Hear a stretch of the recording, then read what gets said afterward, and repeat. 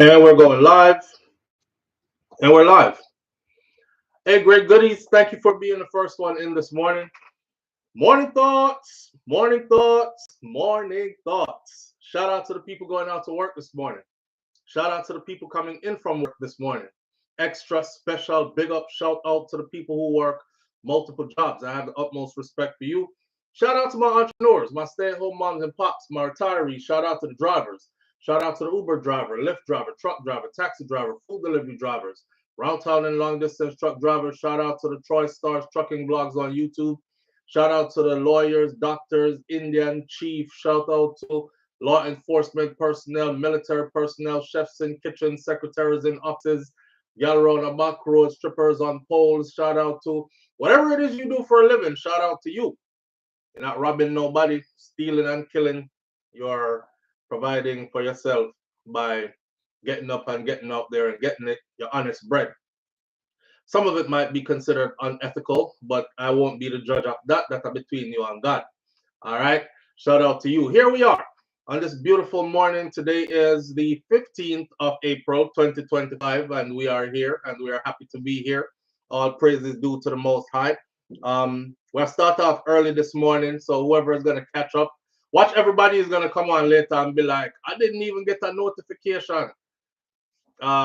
It's happening, man. It's been happening for a while. YouTube not sending out the notifications to our subscribers and our members. So oftentimes them have to just, look around till them find me. Kind of something like that. I call it a sabotage, but at the end of the day, we've asked for help for over a whole year and we didn't get that help. So it is what it is. We just move on from there, right? And we continue to do what we do and continue to grow. So we're here. And who don't catch it early, I think I'll catch up with it later. We have a lot of topics on the table this morning. Feeling super good this morning.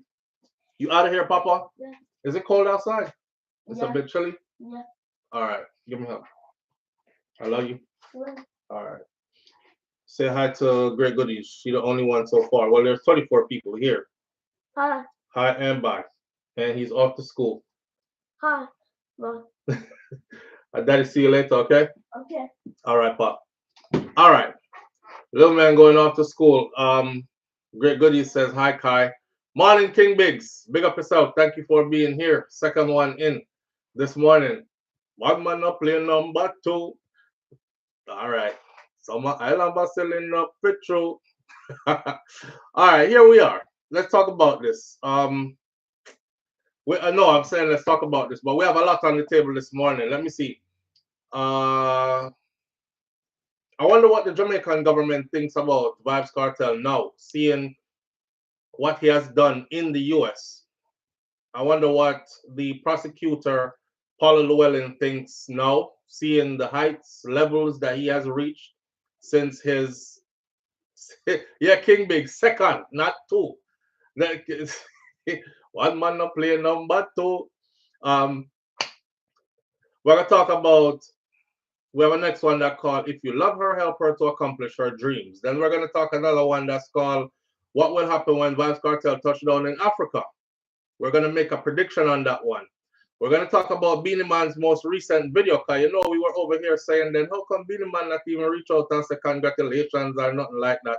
And then a video surfaced of Beenie Man. So we're going to talk about that as well. All fun and jokes though, but it is what it is, conversation's sake.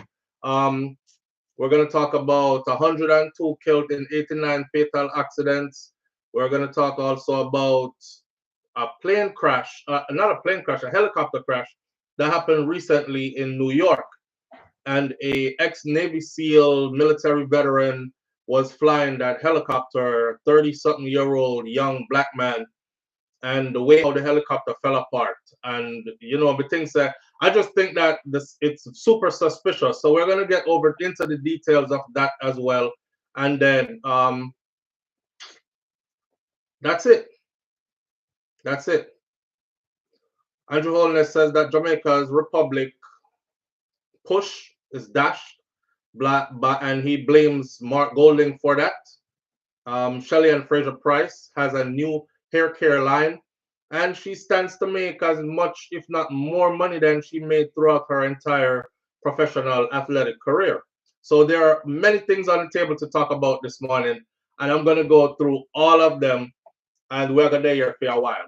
All right, so here we are this morning. I don't have to drop the kids to school. Wifey is here this morning. I'm thinking she's going to drop Kai to school first, then she's going to come back, get Milani ready. Milani's feeling better. She's still a run of fever. Her mom stayed up all night last night with her. I didn't. We get up early and go work out, and then come, you know, shower up and start this session right here. But she's feeling better now, and she wants to go to school. So we're going to have to send her to school and then keep close by the phone just in case her school calls and says, hey, she's not feeling good, running a fever, throwing up, anything like that. Come pick her up, and so on and so forth. So real life is happening while this is happening, and that's where we are. Ray, King Biggs. Ray are going with himself. Cartel will be back in New York September 7th at the UBS. Really?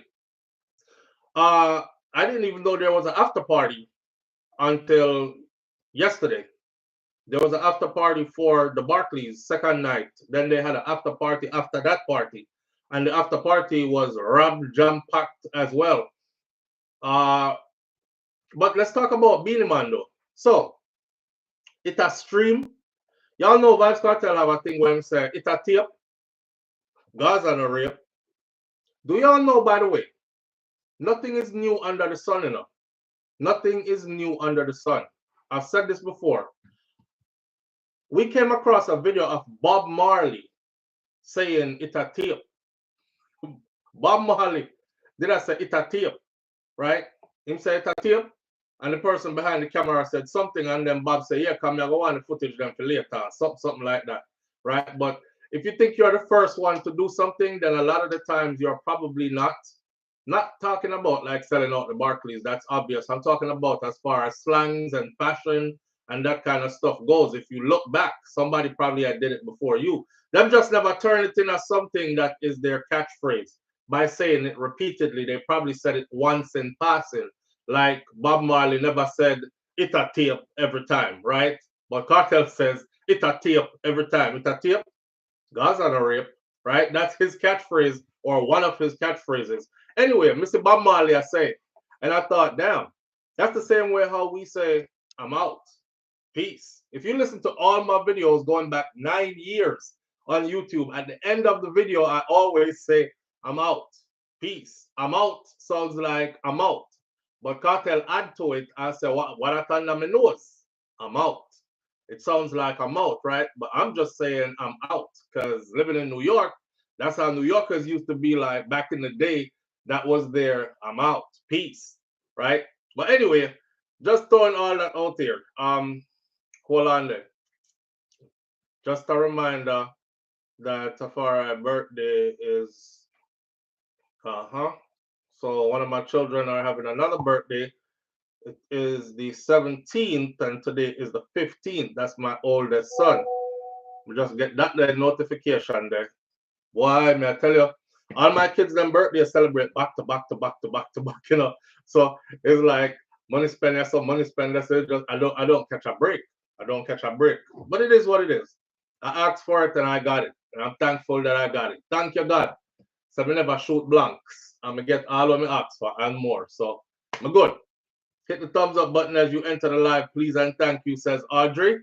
Audrey, big up yourself. Thank you. And thanks to the people who remember to hit the thumbs up button as you enter the live.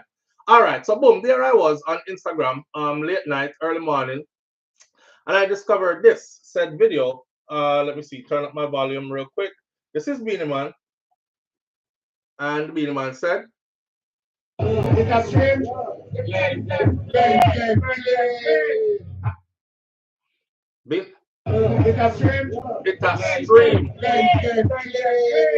Alright, remember the argument. As a Jamaican, we never shy. Alright? Let me tell you something. Watch a bunch of mash up New York, alright? Never tell a lie. Vybz Kartel mash up New York, alright? Never tell a lie. Let me tell you something. Yesterday, 24th of May, my time.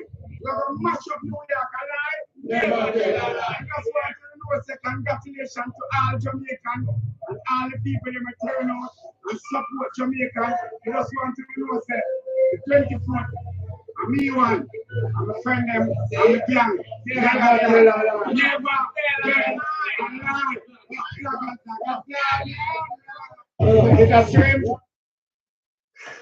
I love this. This is good rivalry, you know. I love this. Dancehall is a super competitive space, okay? Me like how Beenie Man can't let go off of the king title, just like how him can't let go off of, you know, when man lose them here, but them like grow the long hair on the side so them can comb it over the bald spot in the middle, or like how Beenie farm the cutter with the rest of them here and put it up as of the cover. I don't know if you all know it, but Beenie is bald up top, right? The hairline don't recede all the way back to the back and ears, but he won't let it go. He won't let it go. May I play this one more time? I want you to pay attention to words. I'm gonna break down something for you real quick. All right, this is real slick though, but Beanie's been in the business for a long time, so he understands how to do this. So here we go again. Listen. As a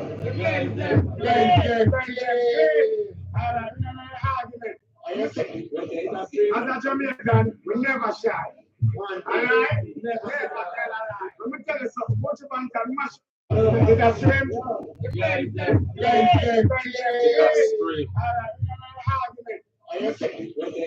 As a Jamaican, we never shy. Alright? It a stream. Never tell a lie. It a tape.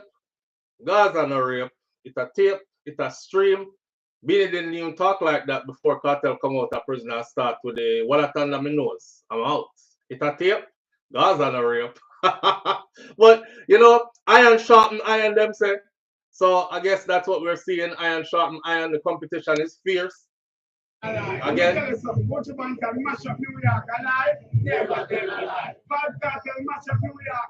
Alive? Never tell a lie. I'm going to tell you something yesterday. 24th of May, my time.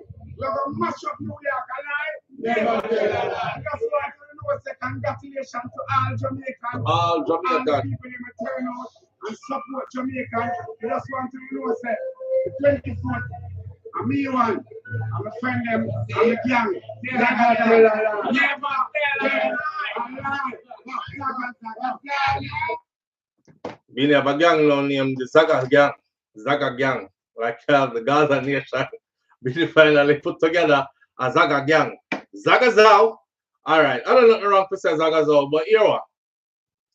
But like how one time, how long ago did not Bounty Killer, how long ago did Buju Banton perform at that venue? How long ago did Buju sold out shows and mash up New York? It's been a while, isn't it? It's been a while. So so instead of Beanie say, you know what? Let me not even talk to him. Let me just talk straight to Beenie Man. Beanie, you know me I say. You know say nothing no wrong for you say congratulations, right? Nothing is wrong for you to say, you know, me have my own catchphrase now, just like how him say it a tape. Me I go start say it a stream, cause everybody can see that that's what it is, right? It a tape, it a stream. But there's nothing wrong with you saying, yo, big up to Vybz Cartel, 13 years of prison, lockdown dancehall from behind walls, come out of them bars there and come sell out the Barclays back to back, and none of us has ever done that before. That is historic. Manners and respect me, youth. You could have just said that. If you did say that, you know, that would have been great. Instead of this all, what I'm saying? Mash up New York a lie. Buju Banton mash up New York a lie. Never tell a lie.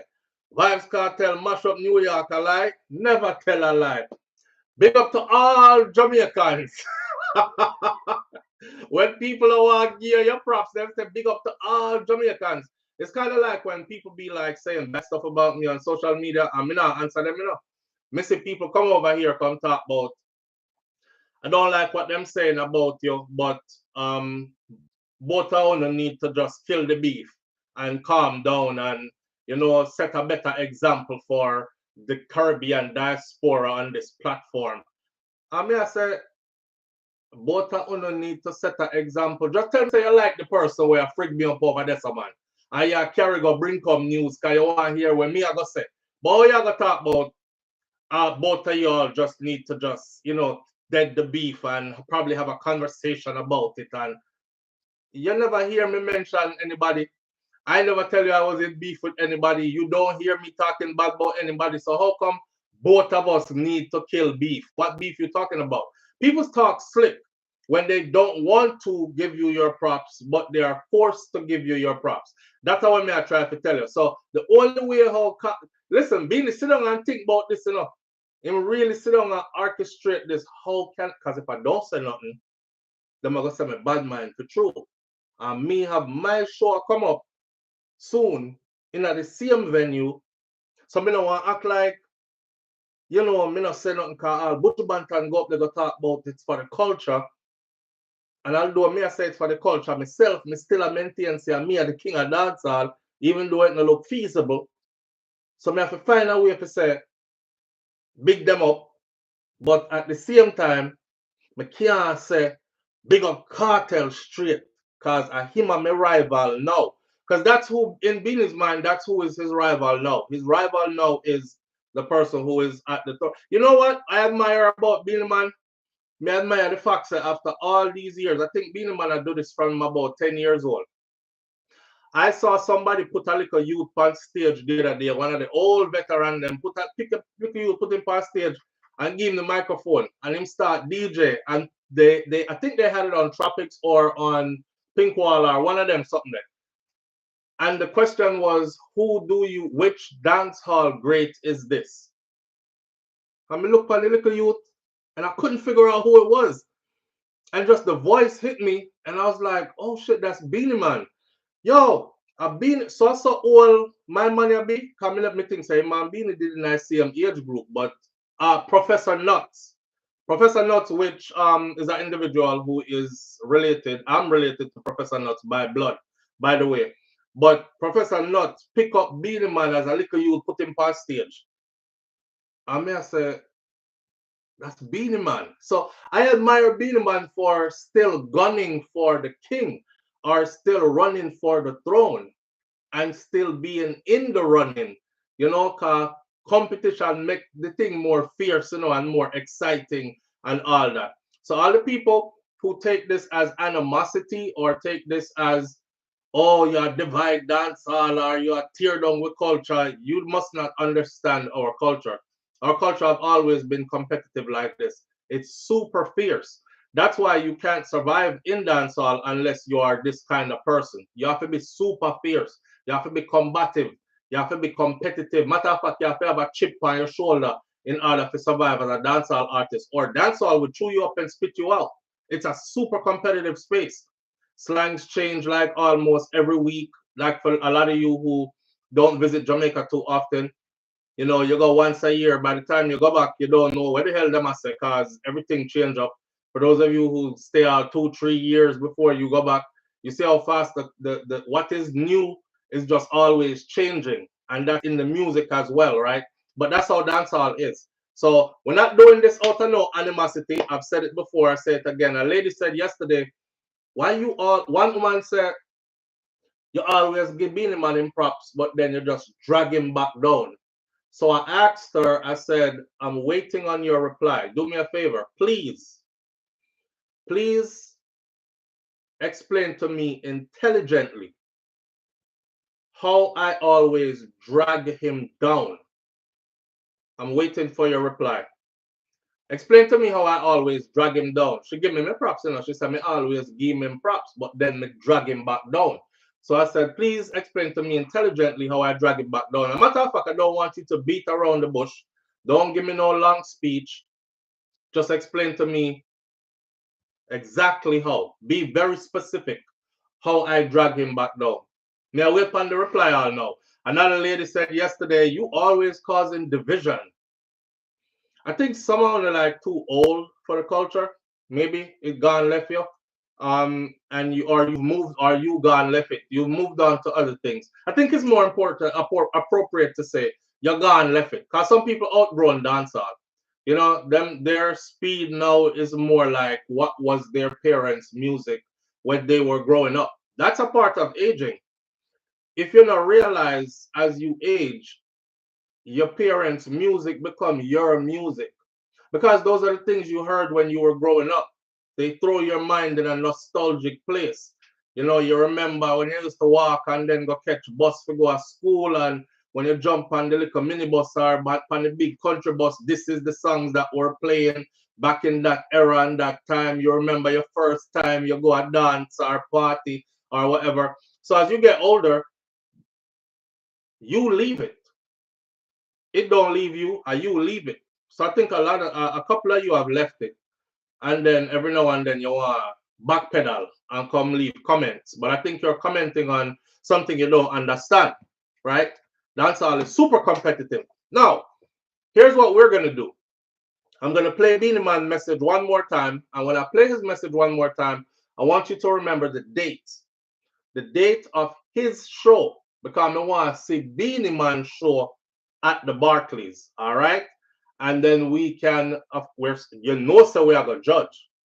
When we see Beenie Man show at the Barclays, first of all, he's not going to be able to do what Vybz Kartel did, because he won't be doing 2 nights in a row. If he sells his tickets and they sell out to the point where there's a great demand for a second night, just like how it was in the Vybz Kartel situation, because that's what happened.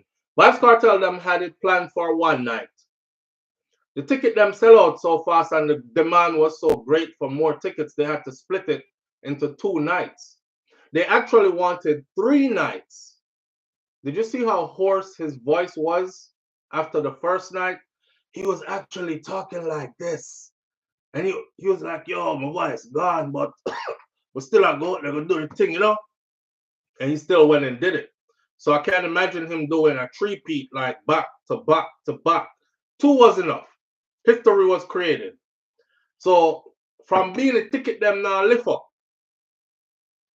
there's only gonna be a demand for 1, because the last thing you want to do is force a second night and end up in an empty arena. That would be embarrassing. Our smart thing would be after that, you know, when them a backpedal and start cancel and give back refunds to the people them who buy the ticket. Right. So check it. This is Beenie Man again. For all the Beenie fans, here we go. He said, As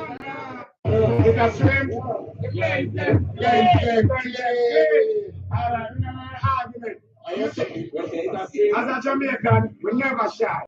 Alright? Never tell a lie. Let me tell you something. Watch your man can mash up New York, a lie? Never tell a lie. Vybz Kartel mash up New York, a lie? Never tell a lie. Let me tell you something. Yesterday, 24th of May, 24th of May. You're going to mash up New York, a lie? Never tell a lie. That's why I want to say congratulations to all the Jamaicans, all the people in the turn out and support Jamaica. I just want to know, say, the 24th, I'm me one, I'm a friend them, I'm a gang. Never tell a lie. Never tell a lie.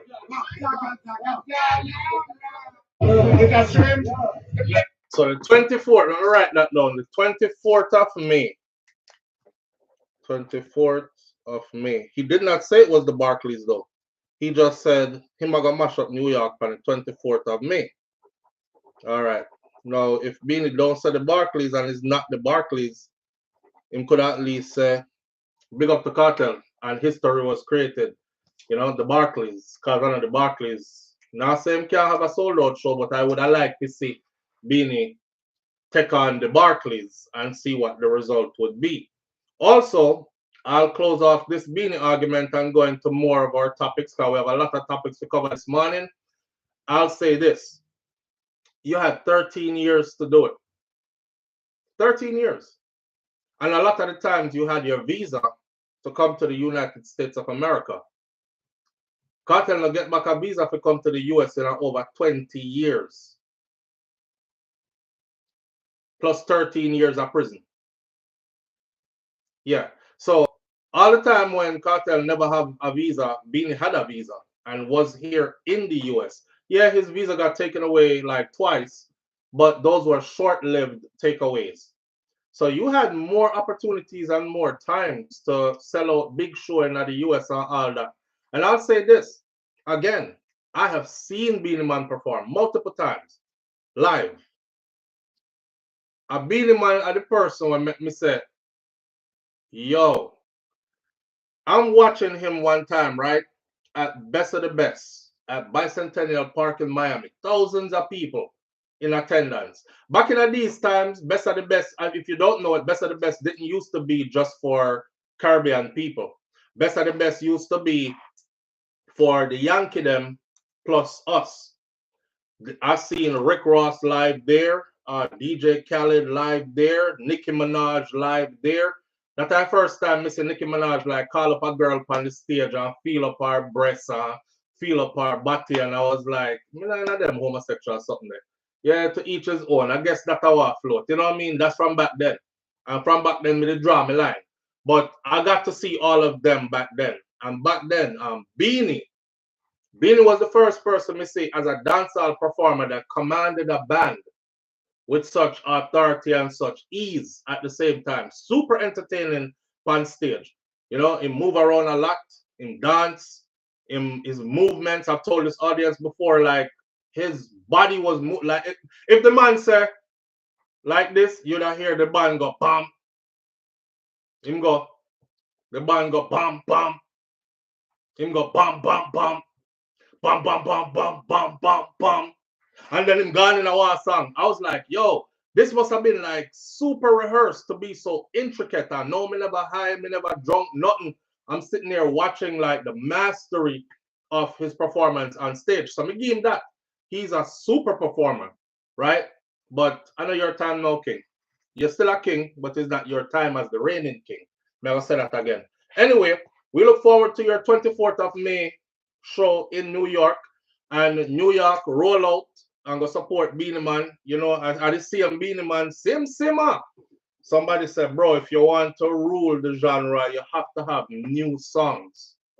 You still are give with the same old song there. The same old songs are hits.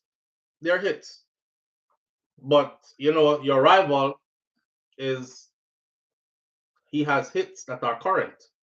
So you have to give a new song. All right. So they're gonna want to hear the simmer and who got the keys to my bimmer and all these things. That's one of the biggest dancehall songs ever made. Anybody can tell you. I was in Europe and me up on dance floor and me hear them, you know, oh na na na na na that part there. I'm say everybody run to the dance floor. It made me feel so proud to be a Jamaican. The only two me hear them play them time there. This is in Germany. I lived in Germany for a number of years. The only two I heard them play back then was Beanie Man and Sean Paul. That's it. You know, as a Jamaican, I said, damn, they can play some more dancehall. But me realized they were going top two, as in who went international back in that time, at that time. When you hear the, oh, nah, you see everybody full up the dance floor. And then for Sean Paul, them would have played constantly. Just give me the light. As soon as just give me the light, everybody up on the dance floor. So Simmer, biggest dancer, one of the biggest dancehall songs ever. But the people them want new song Beanie. So I mean, I know if you tell you might want to do some collaborations. Imagine a Beenie Man Vybz Cartel collaboration. No, because Beenie Man say Cartel come out of prison and not even come find him or come look for him. You know, everybody was like, come look for you. Who is you? Why you never go look for him? Why you never reach out to him? Matter of fact, in the 13 years in a prison, did you go visit him? You know? Why him come out and him never come find me, he never come link me, he never come look for me. I know him not reach out. Hey, it is what it is. I feel them beef that. I'm not jumping at me like, cause next thing them turn friend and me on the outside I get cussed out. Ray is top 5 performer, but him a hold on to something he has no control of, says King Biggs. And I absolutely agree, King Biggs. Hey, SouFLo and everyone tuning in. British Jamaican girl, big up yourself. Chris H, thank you for being here. Look like Cartel inspiring Beanie right now. That's why I said the competition is nice, Chris, because you know they have a saying that says iron sharpeneth iron, right? Sometimes you don't have no inspiration. Sometimes you run out of songs to write. Sometimes you run out of things to say that you don't even remember that you're supposed to have a catchphrase or something. Like how Cartel come out and I say, it a tape, Gaza no rape. You hear Beanie now? It a stream. Never tell a lie. If never remember to him could I do a catchphrase, but now him have a catchphrase. So you have to thank the next man to inspire you. A lot of my Trini people, Nango, King Big said them Nango. We will see. We'll see what Beenie Man does in New York. Him say a theme time to mash it up still. So we're gonna see. We're gonna Beenie Man work with some greats, you know. Beenie was a part of, remember say Beenie have him Grammy, but Grammy alone don't make you, because Grammy is not even our award. And outsiders don't dictate who run our music. See, I feel with culture. So we do what we do with it, and then we give it to the world. So they don't get to dictate who is the king of dancehall and all these things. That's how we, the Caribbean diaspora, control that. That's our music. Them can't tell me who is the king of soca. Them can't tell me who is the king of dancehall. People still listen to Calypso. So people, we don't know. Them can't tell me who are the king of any of our genre. That is for us, the Caribbean diaspora, to do. And the Caribbean diaspora has spoken very loudly to the world. And Vybz Cartel it is. SouFLo, when Cartel talk about TJ, is he the young artist TJ? No, he's not British Jamaican girl. When he talks about TJ, he's talking about a grown man that you see right next to him. When he talk about Red Boom, he's talking about a producer that you see right next to him that has produced some of his biggest songs. Red Boom is like a genius. You know when they say you gotta have a proper team around you? You have to have a proper team around you. Everybody knows that Scatter Burrell has his capabilities as well as a seasoned engineer, Grammy-nominated engineer. I think Scatter been on Grammy-winning work before. But with a Scatter Burrell in your corner, with a TJ is more on the business side of the music. You ever heard of TJ Records? Yeah, TJ Records. TJ is a producer, label owner, right? King Biggs? Yeah. So one time I used a piece of a Vybz Cartel song. And it was released on TJ, or in combination with TJ, the business part of the music. I got a copyright strike so fast and a warning from YouTube to take it down. Sometimes we get what's called ad sharing, revenue sharing, so I might do a review. So for instance, me do a review on a I Win song, right? Me say me like a song here. Me do a review on a Lila IK or a Junior Gang song. If I do a review on their song, depending on how they see fit, they can say, let's share revenues with that platform. Let that platform run with it. Let it stream. SouFLo can't monetize that content though. They're gonna monitor it and they're gonna share revenues. So the revenues will be made off of it as the material runs, and then it will be shared however they choose to share it. I lose off of how them are gonna choose to share it, because for them something me a cover. That's how the copyright something work, right? So I did a song for Cartel review. I can't remember which one, but I know for a fact it was from TJ, and I got the copyright strike to take it down. Matter of fact, they stopped the song because when I went back to go look at my channel, I just uploaded it, I'm gonna say about 5 minutes. A lot goes into uploading a video, y'all. You don't just upload a video and it book. You have to upload it, you have to share it to different platforms, you have to do all kind of something back at to optimize it, right? You know, some of the inside. So while I'm doing that, that takes about a good 5-10 minutes. And then me check the channel now back to see how it's been doing. You can usually tell in the first 5-10 minutes what a video is going to do. Or this is going to do really bad. Or damn, this gone. This is going to do really good. When you see like hundreds of views in like 1 minute, 2 minutes, you're like, okay, they're very into this topic, right? So me go back, go check. My video wasn't there. The video says taken down by copyright owner. I mean, I said me only use like a snippet. So I had to go look, and YouTube will tell the content creator who is the copyright owner that took it down. And it came back to TJ. So I was like, damn, he is super protective of what me say. I wasn't mad.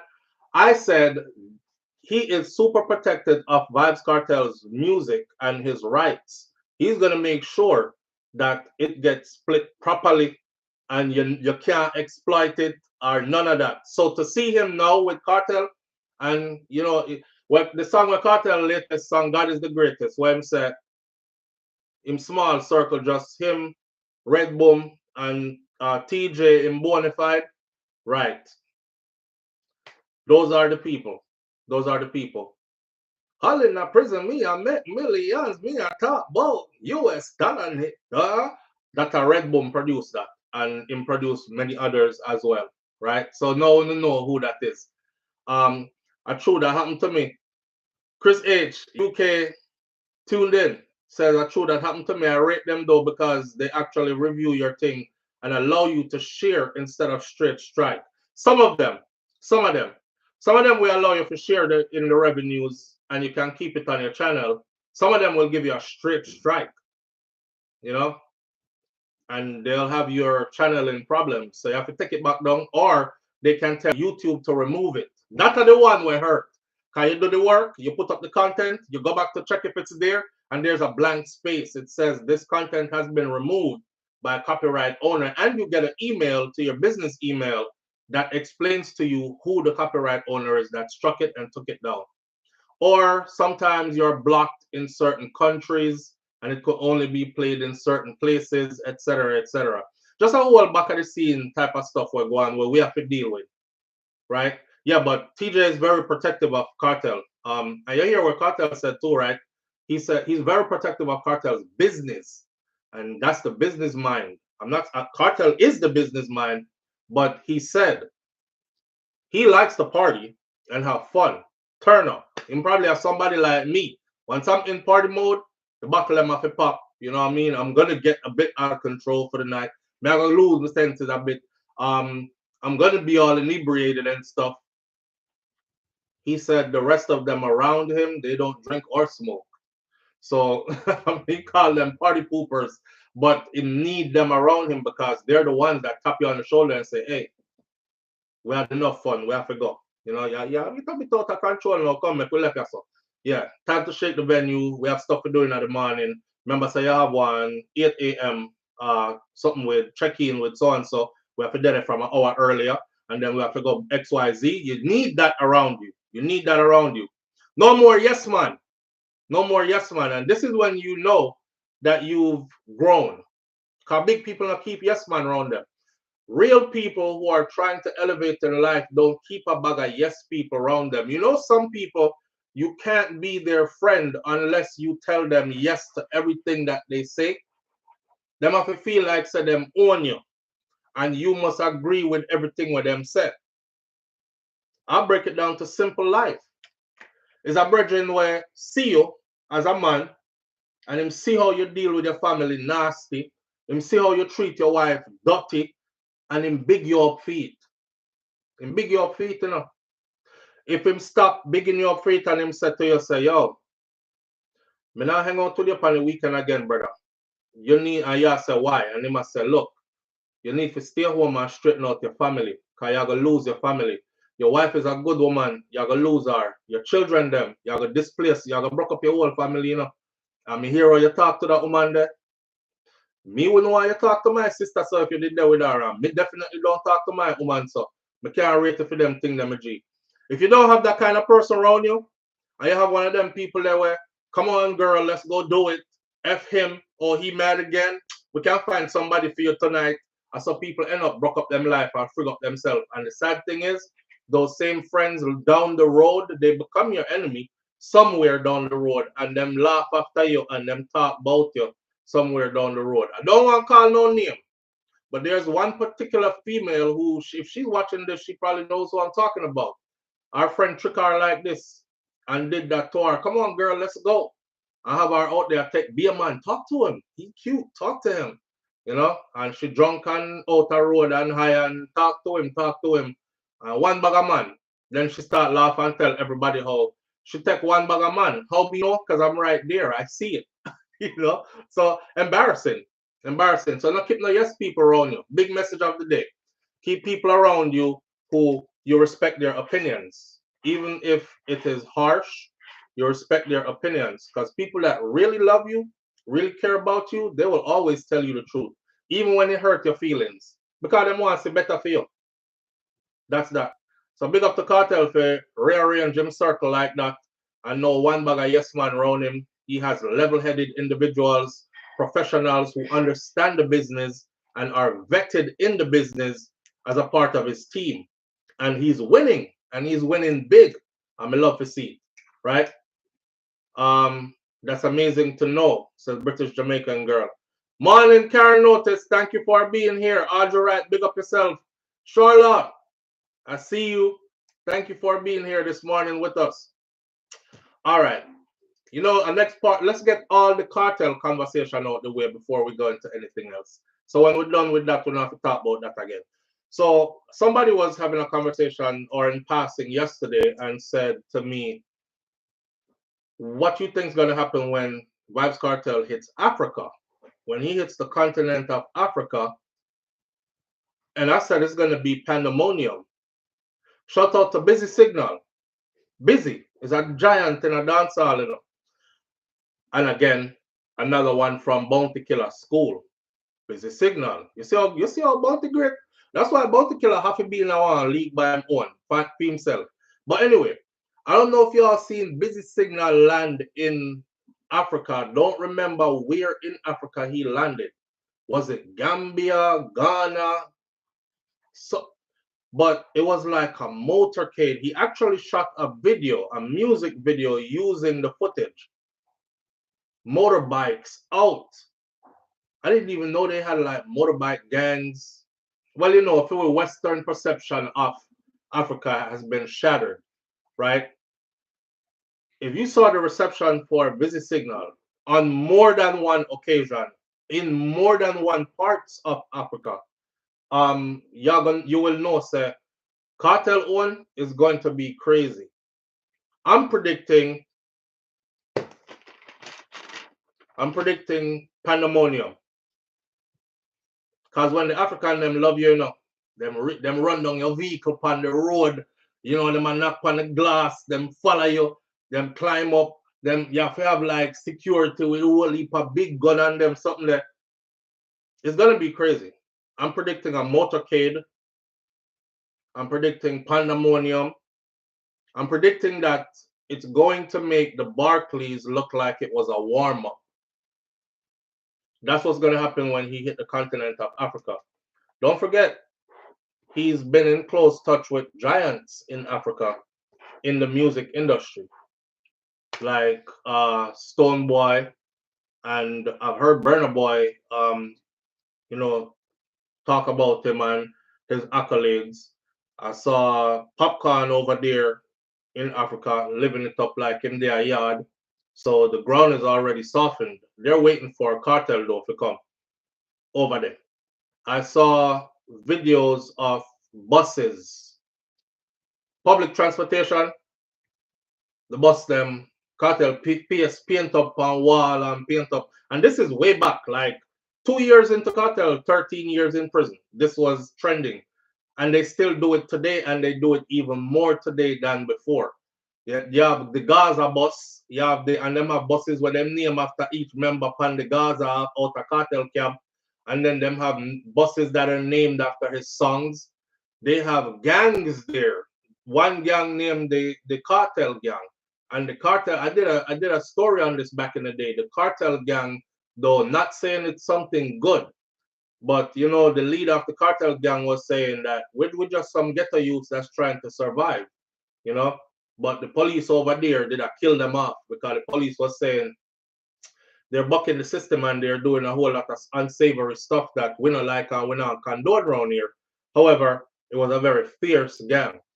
So he's solidified in that place without even being in that place. So I can't imagine what it's going to be like when he finally gets there, right? And then I'll close this by saying again, thanks to Isaac Buchanan and all the other lawyers. Thanks to Isaac Buchanan again. Thanks to that judge, Judge Marva. Thanks to that judge there, because you know, sir, as much as your attorney is good, there are certain people in positions of power who are put there to hold the status quo. And that's the reason why you see unfair trials sometimes, right? Because if them decide so we not let him out no matter what, it only take one phone call from top and somebody say, listen, Marva, yeah, you're seeing the Vybz Cartel case, right? Okay. You guys have already made a decision. All right. Him can't come out, you know. Yes, man. Yes, and it's coming from higher up. Him can't come out. You see from him say that, you're not coming out, you know. You're not coming out. I think that lady really, the timing of his release and everything, emancipation, there right round there, so all that other stuff. And she said it's time to set a new precedence. It's time to have stuff done the proper way. It's time for our constitutional rights of citizens to be respected, etc. So big up to that judge there, because if she never step in and she got promoted into that position like right before. So I was saying they gave her that position just so she can sink him. No, she worked her way into that position and she came to do change. I have other stories that I did the voiceover for and just did not release. She released a couple of people after who were also serving life in prison in Jamaica. One of my headline was the same judge that released Vybz Cartel releases commutes the life sentence of a bus conductor. Yeah, a bus conductor, I think it was, or a bus driver who had an altercation with a man and defended himself and ended up committing murder, and he got sentenced to life. And she overlooked the case. The case got fought all the way up and back down the ladder, and she ended up throwing the case out and setting him free with no strings attached like she did in Vybz Cartel case. So she didn't just do it for Cartel. That's how I know she came to make changes. And we need people like those. Somebody who is not here just to keep on doing the same old, same old. Somebody who is actually here to make changes, right? Positive changes. So big up to that judge again. And I wonder what the Jamaican government thinks now. This man that they railroaded to prison and had in prison in Jamaica, almost dead. Because, you know, one of the videos I did back in the day, in recent times also, I reiterated that they were trying to kill him behind bars. But they couldn't do it as in just burn him up in a cell or stab him up behind bars. They had to do it in a way where he was going to die of natural causes. And like I said, he had the Graves' disease. And if you lock somebody in an area that's not ventilated, it's dusty in there, very little light, etc., is only soon exacerbating all their symptoms. He won't last long in there. Heart congestion, heart failure, you know, any other thing else that comes with it could have happened. And just like he said in his Lisa Evers interview, that last 6 months, he was on his last. He was on, and he looked like he was on his last when he came out. He looked like if he did another year in prison in Jamaica, Cartel would have dead. He would have dead behind bars. So shout out to that judge again, man. But what do they think today, now that he's released? Because he's living a life like that's above their life, if you know what I mean, right? With all the stardom and the fame and the money and, you know, the leisure, the ability to go here and there and be everywhere and be so applauded and so respected by so many outside of his little country, Jamaica. I wonder what they think. Like, him would he have in a prison? I don't know if them think that. You know, sir, his rum, Straight Vibes, with the company he's working with. Again, they pointed out yesterday that that company had a 5% loss in revenues. But before the 5% loss in revenues, their first quarter sales hit over $1 billion. $1 billion. And Cartel, of course, he's sharing revenues with the company, but still, $1 billion, right? So yesterday when they put out that it took a 5% dip in second quarter revenues, I said, that's business. That's business. And if anybody knows, and you know how the business year runs, now is the time when things slow down. Because we're coming off of the hype of the holidays, right? December, Christmas time, going into New Year's, and then peaking into January, February. You see, March, April, in business, things start to dip. That's when, you know, things just dip. I don't know. I've seen it, observed it for years now. It just dip. March, April. You see, May, it start going back up or level out. June, July is when you will see a spike again. Because it's summertime now and people are out now, and you know, everybody, the weather is warmer in most places, and I don't know, I guess people's attitude towards spending is different. So the festivities, the backyard parties, the clubs, the this, the that, you have that time, June, July, August, and then, you know, September, October, it kind of like we're gearing up for Christmas time again. It's in 2 months, so people start to reserve a little bit, and then boom, we're back into the same up and down again, right? November, December time, we're getting ready for Christmas to come around. January is the New Year's, gonna celebrate the New Year and the festivities, and back into that again. So the 5% dip there is nothing. It's nothing at all. I think we should more be concerned about the $1 billion, passing the $1 billion mark in profit for first quarter with the straight vibes rum. What a friggin' legacy. What a legacy. Can notice that some people don't like or understand justice, or they just don't care if Cartel died in prison. They'd say that it was his illness that killed him. What I can't take about Jamaican people is this. If you support somebody, right, they'll call you biased if it's somebody they don't like. But if you support somebody that they do like, then big up yourself. You're not biased. You're real. Like, you know, me not get that. And I also don't get this too. The same statistics that we've been pushing over the years. I was surprised because I guessed my numbers, but they actually gave a real number. Somebody really went and counted it up by the years, numbers by the years. It's over 17,000 Jamaicans were murdered between the time Vybz Kartel went to prison and the time he was released, you know. Over 17,000 Jamaicans murdered. Remember, you know, we're not talking about car accident. We're not talking about aging and dying of natural causes. We're not talking about sicknesses, you know, cancer, this, heart attack, stroke, whatever. We're not talking about none of that, you know. We're just talking about murder. Over 17,000 Jamaicans were murdered. And this is the same person who they blamed for the spike in murders when they put him away in the first place. So more know if him didn't lock up out of the way for 13 years, how the rest we get 17,000 murders, and them never have nobody else to blame it on this time. They were looking for somebody to blame it on, so they were like, who else we gonna blame? Because we can't blame him because him lock up. So who else were they gonna blame? You know, we have to pay attention to all those things. You know, when they demonize you, then they have to demonize them in order to crucify him. I said that before. And that goes for any one of us. Once you see them start demonizing somebody's character and you can't find facts in it, just know that the crucifixion is coming next. It's demonization and then crucifixion, because the way it's set up is you cannot crucify a good person. If they're good in the eyes of the masses, you cannot crucify them. You will have created a martyr.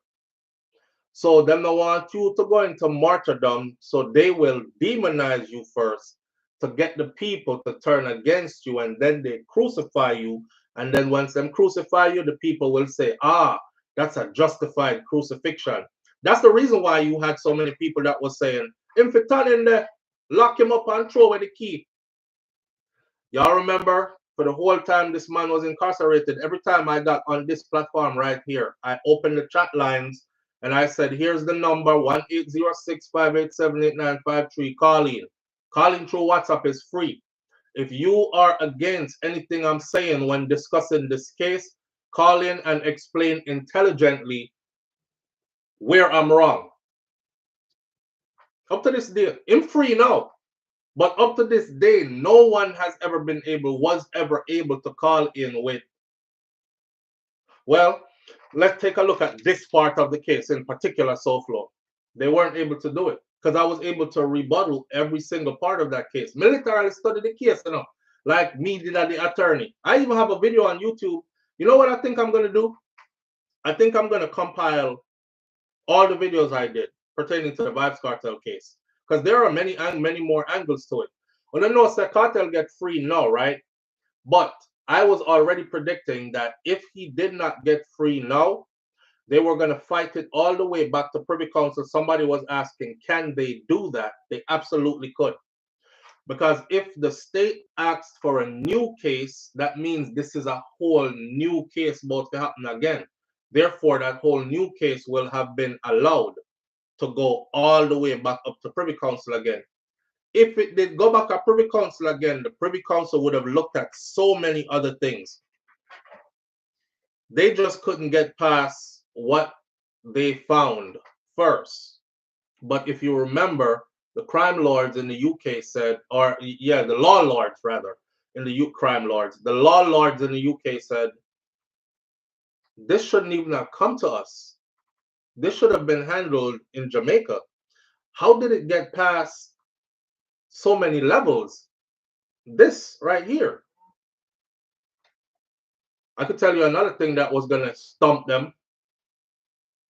The demolition of that house would have stumped them on appeal again. The finding of a forensic team, forensic professionals, would have stumped them again. The fact that the prosecution did not make their case would have stumped them again. Remember, the burden is not on you to prove. I can't come and say, let me pick a name out the chat room. Ferran, big up yourself, Ferran. Or Chris H, big up yourself. I can't come and say Ferran and Chris H, them kill a man across the street in the blue house over there, so. And let me tell you, them use pickaxe, pick up him body, them use the pickaxe stick, them beat him, bludgeon him to death. In your mind, that paints a bloody scene, right? Because there's no way you can bludgeon somebody to death, beat them, dismember the body in a location, and there is no trace of anything. So the next thing, that is an accusation. That's a serious accusation by any stretch of the imagination.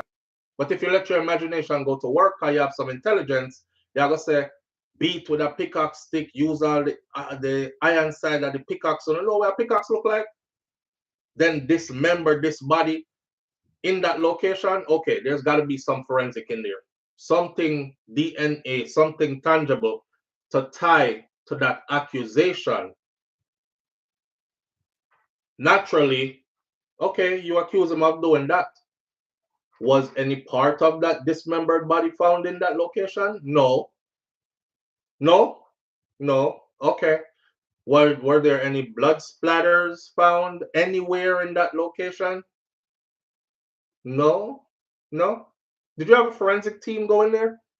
Yes, you did. And they found nothing. No. No. How do you know that that's what happened in that location? Where them all come with that video there? Listen, me debunk that long time. Intelligent attorney, right? My artist does videos. They took a video from a damn video shoot that he was doing. Remember, Cartel, they have songs at the time like that, well, before that he did, we go for them anyway. Gaza, we go for them anyway. Action over word, me say. Something not gonna fly like bird, me say. Them no say them afraid of me. You know, he was doing some dark songs at that time, but he did one that said, do what you want to do. Do what you want to do. You say me can't come back round ya. Boy, do what you want, and we not. Afraid of nobody. We have it, and anywhere we go, we carry. You know, when him do songs like those, it could be anything for that video footage. That video footage did you see somebody die in the video footage? No. Did you hear the individual who you said died in the video footage? Did you hear their voice anywhere in there? No. So why did you associate it with that? Because you were reaching and you were trying to piece together a case. Like I said, over the years I followed this case, the prosecution never proved what they accused those men of. And then let's not forget how them try to get Sean Storm to say him see him do it and try offer him less time. Yo, big up to Sean Storm, you know, Sean Storm, real loyal youth. Because a lot of people would have sold your ass up the river just because you see your friend next to you right now. I talk about bestie. Make trouble catch you and you will know if you're bestie that. And see if you're not in that alone. Yeah. So when they said, hey, Sean Storm could have been out long time ago. You could have robbed a 5 year and come out long ago. Him said, but me now go say what me never see. You want me to say what me never see? Me not saying what me. Well, all right, you go on with him to life sentence under your ass too. Wow. Right. So it was gonna fall anyway, them take it. And don't forget, by the king's order, King Charles said that the Jamaican government must pay for that entire process those men spent fighting for their rights, for their freedom. The Jamaican government have to pay them back the monies that were then put into it. And if they could not come up with an amount, then the law lords in the UK would come up with an amount. Remember, I said British lawyers have to get paid out of this too. Jamaican lawyers and multiple lawyers and Queen's Council have to get paid out of this too. So they couldn't risk it going back and lose and have more to pay back again. It was shaky from the beginning. Right. That's a lot of blood at the scene, says Karen Notice. And yet they found nothing, not even one speck. I'm watching a documentary about a young girl that was, they lived in a trailer park. And little white girl. There was a guy that got released from prison for SA of children. And he lived in their trailer park, right? And the little girl went missing. And nothing was found. The case went cold for years. What was still around was that trailer. This is years later. May I show you forensic, right? This is years later. That's why I was asking everybody, do y'all know about luminol? Because that's how I found out about it, by doing my own research. Years later, like over a decade and change later, this man still living at the same trailer in the same community. They were able to piece together this case, right? And come up with, this is where he walked, and he snuck in through a back window on the trailer, and he snatched the little girl, took her back to his trailer, and because he was so close to them, you know, if you wake up and you're like, where my daughter at? And you raise an alarm. If they're somewhere around close, right, more than likely you're going to be able to find her. But because they were so close, he was able to hide out quickly. So he subdued her and then came out to help everybody look for her. One smart investigator brought him up as a person of interest, because he was brought up as a person of interest before, but somebody came back years later and said, did anybody ever check his trailer? Did anybody? Yeah, we briefly looked around. Did anybody ever check it for DNA evidence? No. They brought him in again. They resurrected the case. They brought him in again. They peeled away the carpet in there. They switch off all the lights. And they had that luminol stuff going in there. And the luminol stuff pick up drip, drip, drip under the carpet, causing change out the carpet and everything. The luminol stuff pick up drip, drip, drip under the carpet. They went and scraped the drip, drip, drip that they saw. It was some red drip, drip, drip looking like blood. They scraped it, right, and took it to the lab and tested it against her parents and found out that was the little girl's DNA in his trailer. So the question now is, I thought you said she had never been in your trailer before. Why would her DNA be in your trailer? Ask her parents. Has she ever been in his trailer? No, she would never be in his trailer. Why would she ever be in his trailer? Okay, they asked him. No, she ain't never been in my trailer. Why would her DNA be in blood under your carpet and you obviously changed the carpet? And this is how they cracked that case. And this is over a decade and change later. So it goes back to what I was saying before. The prosecution said bludgeoned to death with a pickaxe, body dismembered, cut up in pieces. There would have been some kind of DNA evidence somewhere. You can clean up, but you can't clean up that good. You cannot clean up that good. Technology is super advanced and you cannot clean up that good. They're still going to find it. I saw another one where they knew the guy washed down the wall with and with bleach and washed down the ceiling and everything because how he beat his wife, like when him do an upstroke and downstroke like this and back up like this with the hammer, like that, and back up like that. Every time he did that, the blood was flashed to the ceiling, and they went in there, turned off all the lights. Remember, I know that technology here don't pick up bleach, it pick up blood. So turn off all the lights, and lo and behold, you should have seen the place was like, you could see like he massacred his wife. You know what I mean? And the whole ceiling bloody, the whole section of the wall bloody. And the way he cleaned up, it was clean like nothing. But one of the investigators said that strong smell of bleach in that location made us feel like there was heavy effort going on to clean up the scene, to hide something. Because why would you be using so much bleach with a body in your house, right? So based on that, they went and quick fast did that, and yeah, another one gone to prison. They had nothing like that in the Vybz Cartel case, not a damn thing, except for word of mouth, an accusation. I can accuse any one of you in here. I can accuse British Jamaican girl right now. I can accuse Karen Notice, Jazzy Cameron right now of anything, the most heinous crimes. I have to prove it. Give me some kind of tangible evidence. Give me some kind of proof, especially if we're talking about a life sentence. Give me a piece of proof that is irrefutable. Once your DNA get caught inside of a victim and them ball rape, you get frigged because you can't explain.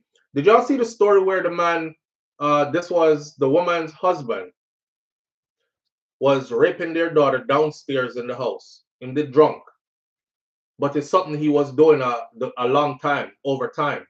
Well, one particular night she came downstairs and that's what she walked into. Her daughter was having a sleepover. That's why my picnic them not do no rotted sleepover. Her daughter was having this is a popular story here. Her daughter was having a sleepover. There was a couple of them on the floor in the living room, girls in a circle. He drugged their drink. They had passed out. He was raping them one and then move on to the next one and to the next one. The mom walked downstairs and saw him in the middle of it. She and him start fight, like physically fighting. Him beat her up. The two girls them that he did that to, him scrape them up, run to the car with them, throw them in the vehicle, ran to the gas station, ordered bleach and gasoline, and wash down them body, including their private parts, with bleach and gasoline, trying to hide the evidence. His DNA was inside of the two little girls. I just watched his sentencing the other day. And when the judge sentenced him to life in prison without the possibility of parole, he smiled. He was like, yeah, like I deserve that. I think he said I deserve that, actually. But like back to what I say though, DNA evidence or some kind of evidence that cannot be refuted. Situation like that, how did your semen reach inside of them two little girls if what the mom say is a lie? See, mom's accusation. I came downstairs, I saw him, he was on top of this one. I think he had already done another one. That would have been matched by DNA evidence. Right. Yes, SouFLo, I always wonder if Jamaica forensic experts don't know about luminol. I think they do. I think they do. And I think in cartel case, they just never find nothing. because I asked, did they have a forensic team go in there? The thing that also threw us off was they would not allow a independent forensic team. Matter of fact, they demolished the house quickly, right? So on appeal, you couldn't say, okay, we're going to send in our own forensic team then. Send them where? The place that I told you that the murder was committed no longer exists. We licked down the building and turned it into rubbles and did away with it. It no longer exists. How convenient. When you knew that this was going all the way to the Privy Council. Should I left that? Should I leave that if that was going to solidify the case? So when I found out that they did put a forensic team in there, the forensic team found absolutely nothing. And then with the phone, they would not allow an independent digital forensic expert to examine that phone to see if anybody's cut and spliced the voice them and put voices where, because that's very doable. They wouldn't allow it until the last minute of the appeal, when the appeal went to Privy Council. That's why Isaac Buchanan was rushing to get that piece of finding from the digital forensic expert to the Privy Council, but he couldn't because the Privy Council already has a date. And by that cutoff date, so Paul Llewellyn them, and next wicked thing that they did, they held out all the time. No, not and constitutionally that would have been wrong, because the Constitution says if a piece of evidence is going to be used against you, you need to see it. Your team, your defense team needs to see it so they can mount a proper defense for you. You dig? That never happened. They held on to that. Then they'd have it for themselves. And they wouldn't allow an independent forensic team to come look on it until they fought for it. Big up to Isaac. And eventually, boom, Isaac Buchanan got an independent forensic to fly into the country to come. And what did the independent forensic findings say? The man said, I will put my professional licensing or my professional reputation, I will stake my professional reputation on this. Not only was that phone tampered with, it was heavily tampered with.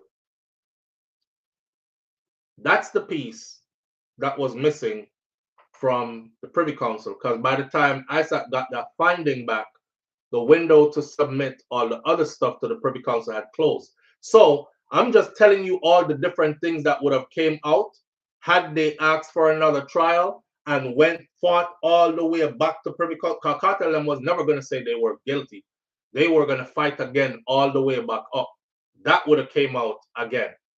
Independent forensic team found not only was that phone tampered with, he said in his own words, not only was it tampered with, it was heavily tampered with, he said. The independent forensic expert. And he was talking about metadata. He found that some of the information in there, he said, unless he was a prophet, there's no way he could have known that that would have happened. So this piece belongs over here at this date, but it was put over here. Kind of things like he was saying something about Lizzie. And we found out that Lizzie was, they weren't talking about Lizard. They were talking about Sean Storm's daughter, who they call Lizzie. And it was done way before police even did come up with something, say, oh, Lizard missing, and let's go find him. Yeah. Then the tainted drawer, just a bunch of different things. Not even the tainted drawer, but just the tainted drawer was the one that the Privy Council said, oh, we got to stop here. Go and look at what they said. Go and watch it over again. They said on multiple, they found multiple things to dismiss. But just this one right here sticks out so much to them, they can't go past it. And it was the tainted drawer part, especially where Paul Llewellyn said, oh, I don't have any problem moving forward. Let's continue. Knowing she was violating everything, and then she even got up there and said, we do this all the time. I've done it before.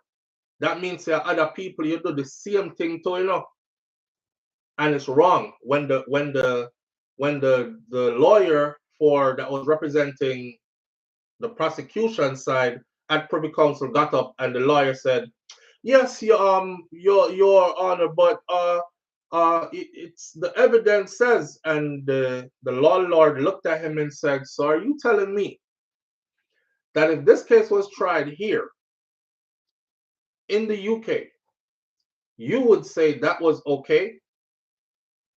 He went, "Well, you know," and he goes, "Yes or no?" "Yeah, well, yeah, I think not." Paul Llewellyn, man. Remember, you know, me I talk about how them must feel now, you know, to see that bird the Lego out of the cage, you know. You know, that's funny that I should say bird Lego out of the cage, because I think, shout out to Brando, the ink surgeon, because I think that's the tattoo that Cartel got when he got out. It was a bird breaking out of a cage, right? He does singing, the singing bird that was caged. And the bird broke out of the cage to symbolize his freedom from behind those cages and bars. But what must they be thinking now? I mean, they did a really good job of holding him for that long. I was so ahead of this. I even have a video on YouTube. You can go look this up. What if Vybz Cartel's attorneys are against him? I did that. And when I did it, what's his name was Cartel's attorney at the time? Junior Gang's stepfather was his attorney at the time. Well, let me tell you what I was thinking. I wake up one day, you know, I pray. I said to myself, say, somebody wants to rule the kingdom. We're talking about reggae dancehall music kingdom. And they are trying to secure this kingdom for their bloodline or their family. So, he's a threat. Because if him there, them not going to run the place. So here what we're going to do. Now, maybe nothing not go so, you know. That's just the lines I was thinking along. So I woke up and I said, Tom Tavares Fenton, a highly skilled and super connected individual, highly skilled attorney, super connected individual. He's in government as well. When I watched his interview and he was like, you know, we probably never fight for this one like we should have. I said, or he said something along the lines of, you know, we did take this one lightly, we never fight for it like we should have. I said that man's life was on the line and he was facing life in prison. And you never fight feet like you should have. The reporter asked why. He said, because honestly, we could not see any judge handed down a guilty verdict. I mean, the prosecution did not prove their case. They had nothing. So we never feel the need to, like, you know, really fight. But we're going to appeal this. That's when Cartel first gets found guilty. And then now you are fast forward through the years and the appeal gets shut down and everybody are rejoice, you know, when media say, yes, he's coming out, watch. And them I say, SouFLo, don't hold your breath. You're a big groupie. Them don't worry. Them are gonna fix him round the field. Him now come a road. I dead him at remember me tell you this, I dead him at dead in a prison at Jamaica. And me I say, yeah, me excited enough. And me I say, yes, finally, it's coming through. It's coming out. And then we're disappointed. Bam, shut down again.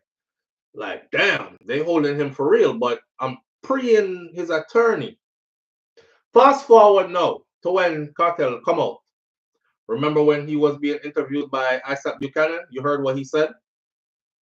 You heard what he said about the lawyer them with thief up in money? That was taking all his money and them couldn't do nothing for him? Okay. I remember what he said when Isaac came around and he said, I want you to be my attorney, but I want you to also do this. Fire all of the rest of them. And he named names of who was playing games and yamming up his money. Because he was seen as that. He was seen as a cash cow. He was behind bars making a lot of money. People are pre them retirement and everything like that off my man. But in order to keep getting that money, we got to figure a way to keep selling him a dream but to keep him there and keep him fighting. Obviously, he'll spend every last dollar to fight for his freedom. So while me I go on like me I'm defense attorney, me have to still make sure say him fail at the appeal. Cause then me I go get more money to fight more for him. It's a wicked raw system, you know. He was caught in it. It's a wicked rotted system. It's another level of extortion, if you will. Valerie Nita Robertson, before she passed, Valerie Nita Robertson came out and said, well, you know, Jamaica is small. And speaking of the judicial system, said Jamaica is small, you know, and everybody have their groups and cliques and crews within. So we're talking about judges and lawyers who bump fists and yo, you get the case for so and so. All right, look out for me panda one day here. No sentence him too harsh, you know, man. Or me could throw out that 1 year. That's how it works. SouFLo, I can tell you that you've been an advocate for this case for years. Well done to you. You're a real G, and you also advocate for more innocent people as well. British Jamaican girl, big up yourself. Because for me, it wasn't even much about, it was about Cartel for sure, but it was more about all of us, the rest of us. Hi, beautiful. You feel better? Mm-hmm. I love you. I love you, mommy.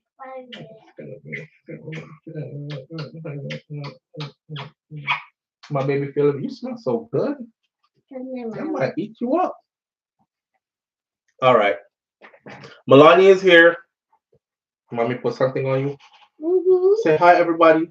Hi. They said yesterday, they said you looked like you weren't feeling good because they could see it in your eyes. Wanna see the difference? You see how yesterday how she looked? She looked like she was looking so pitiful. I was like, there's no way I could do this live. I have to there with her. Cause I just couldn't do it. Leave her like that. What we doing now? Outfit check. We about to do outfit check. And then the baby is gonna go off to school. Okay. All right. So here we go with the outfit check. Look at the top. I love this camera right here because it shows everything. Look at the top. This is very girly and very gorgeous. Watch it out. Boy, I picnic can't wear this. No, you can't call this t-shirt. This is t-shirt with a flare. Okay. All right. What else we doing? Let's show off the pants. You want to show off the pants? Okay. And what we rocking shoes today? Adidas. Okay, that's what we doing. And our pants is like, oh, and we rocking some white Adidas, white socks, shell top, classics, and put your foot down. They see your sneaker. Put up your foot again. Let me see your sneakers real quick. Okay, so we rocking those classic shell tops. Put your foot down. Okay, stand up straight. Let me see your pants. I'm checking out the pants.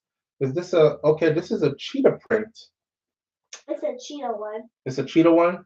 Yeah, it's like army fatigue looking, but it's a cheetah print actually. Nice. All right. And then we got to show off the pretty face and the pretty hair, right? So you got to show off the beautiful face with a smile. We got to smile. And we got to show off the beautiful hair. Oh, gorgeous. And back to the beautiful face with the gorgeous eyes. I love you. Love you. Give me a little. Can you bring me some chips Want me to come pick you up and bring you some chips? with mommy? You want me to pick you up with mommy? Okay, I'll come pick you up with mommy, okay? Don't forget the blue chips. Blue chips? Okay, mommy, I got you. I love you. Love ya. Go have fun. Okay. All right, I'll see you soon, okay? Okay. All right. All right. She gone. Let's start our day. Baby, I go to gym? Yeah. What you have on? Battery rider? No, not today. Not today. Put the printer.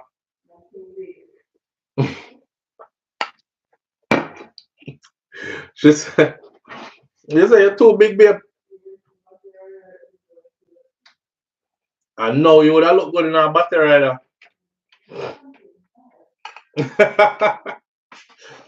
mm. Babe said she get too big. And she have to do something about it. She's not feeling herself right now. Me, I feel her though. But I think she like herself a bit smaller than she is now, so she's gonna get to it. Right, babe? All right. Go and go work out your sexy self. Me see you soon. I would have done now if I battery. Audrey right say if she come in there and I battery right at the live, would have done now. Audrey, may I try to tell you, you know? May I try, what if Malani wasn't here? And she got put. Sure. I bet she look forward to our outfit check in the morning. Oh, she absolutely does, Karen. Notice she does. That's why I mean I thank y'all, man, for giving her her time. You know, she you know when we don't do it, she's like outfit check, no outfit check today. I'm like no. She's like why not? I said because I'm not on live this morning. Oh man, you know. So she looks forward to it. Great goodies, if you focus. Where I wear, babe? I want to see where I wear. Same thing we always wear. Okay. T-shirt and tights. Let me tell y'all women something, right? Including this one. Let me tell y'all women something. Men don't be on what y'all be on. But I understand you. I understand it's your body, and I understand that you want it to be a certain way. I respect that. But nobody look for me if you feel the way how you feel about that. We not share the same feeling, cause when you are trying to get rid of what me actually like. And I think that goes for all men. Once you and that man locked in, you trying to get rid of stuff that he actually likes. You know what I'm saying? So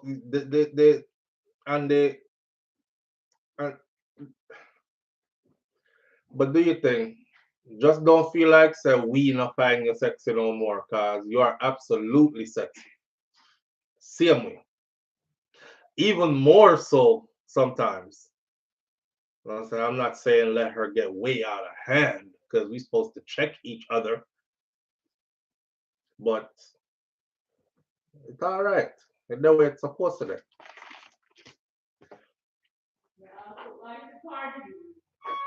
That me I try to tell you.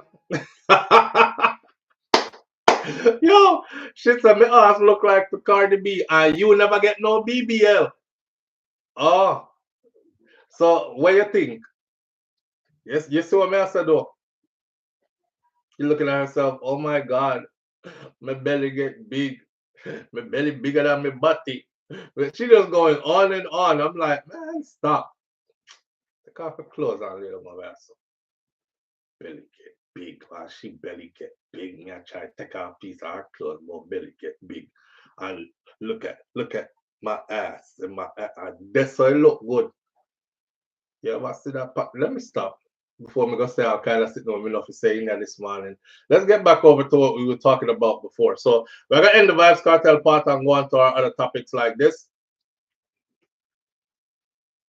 I'm gonna do a compilation. Pull down all the video them and put them in a one stream. So it's probably gonna take you like a whole week to watch it. I'm probably gonna have to break it into like 2 or 3 parts because it's been a lot of videos over the years. But for those of you who don't understand that case, you will get to backtrack with these videos. You will get to understand that case from beginning to end because I did just that. I studied it from beginning to end. I wanted to make sure I wasn't advocating for somebody who was actually guilty. Yeah, because I do believe in justice, and I do, and like the people who, if I did your family member, if I did my family member, I would have want them find the right person who do it. I wouldn't want them to just lock up anybody, especially somebody famous, just so me can say justice served. Give me something solid. So we can say, yes, justice served. So that's where that's at right now. That's funny because the next thing on the paperwork is, if you love her, help her out. Or if you love her, help her to accomplish her dreams. Don't breed her and lock her in the house and only pull her out on special occasions. So somebody said to me yesterday, SouFLo, I just love the way how you support your wife, and she doing her nursing thing, and you just fill in where you need to and make things work. And well, I said to myself, say, I think that's what I'm supposed to do, right? That's what I'm supposed to do. But then I saw this one woman who did a video who was like, I realized I was with my enemy because the man I married never wanted me to become anything. He was happy while I was supporting him accomplishing all his dreams, and they shared dreams for each other. You know, the courting phase of your relationship, when you just meet and everything good and you start get to talking about what you want and what I want, and you're like, yeah, I wanna be a nurse one day, I want to complete nursing school, but I also want to get another degree in medical management so I can actually run a facility if I don't want to actually go into the nursing, which is exactly what she doing, right? She had the multiple degrees and she already collected one. So she wants to be able to run a facility down the road, but also want to experience going in and treating patients and all that other stuff. So share these dreams with each other. I share mine with you, you share mine, and then I get you to where you're like, I say, I want babies. No problem. I love you. I want babies with you too, right? And we're gonna make some beautiful babies. And then boom, you get what you want as a man. She give you the baby them, and things are rolling. She put her dreams on a back burner. She's supporting your dream, and she's supporting, you stabilizing your household somewhere nice and comfortable for you to lay your head. Your meals are cooked, your house is clean, your kids are well taken care of, the whole nine. At some point, that woman gonna start say, but what happened to me though? Especially after, it's like it's been years. Okay, so what happened to me? And that's what that woman was resentful about. She said even when the kids got grown and they were off to school and everything, and her husband off doing him thing, she couldn't do nothing because he just didn't want her to do nothing. He goes, no wife of mine is going to work anywhere. You don't need no degree. I'll take care of you. And she realized that she didn't own anything. She said to herself one day, if he got up today and decided he no longer loved me and he just wanted to walk away, I don't own a damn thing. I don't have my own money. Cause I'm not even give her like one spending allowance, so she could have said save something out, all right? He controls everything. I always said to myself, right, and I'll tell my brothers this. My main concern is how this woman is gonna do if I'm no longer around. And I would always want to put her in a position to where, God forbid, something happen, leave her with 2 kids, I'm no longer around. At least them can cry, and then when the crying done, she could be like, I got this though. We good. We good. Because she was put in a position to be that. It won't be like, Jesus Christ, I don't know what me I go do with 2 picnic now. She have to go hurry up and take in one man now. I can help her pay the bills them. Expose my children to some new man because he might help pay the bills them. And she's stuck on her own and all these kind of things. If she don't take a next man till my picnic them reach adult age, if me left today, she should be good, right? Because she don't need him for nothing else other than if she lonely and looking for companionship. But definitely not happy a whole on for him, because why, if him left me, I have to go find one next one, because them bills here is a lot and he handling the bills. And so I think about those things all the time too. So just in passing, I actually wrote that on my paper while I was see my plan thing, and everything we talked about already. I crossed it off, and see there's Beenie Man's 24th of May 2025 in New York for the Beenie Man fans. I would say we're all Beenie Man fans. And then it's right there.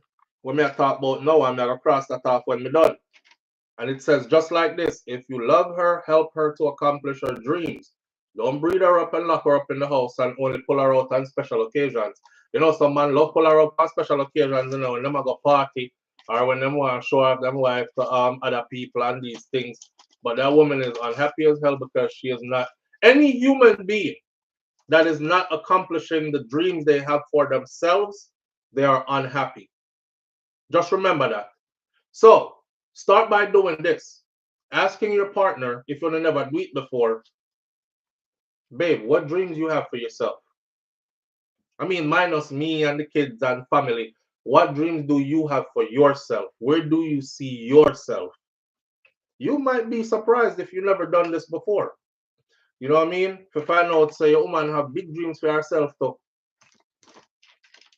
And then you got to help her to get there, bro. Yeah, that part. All right.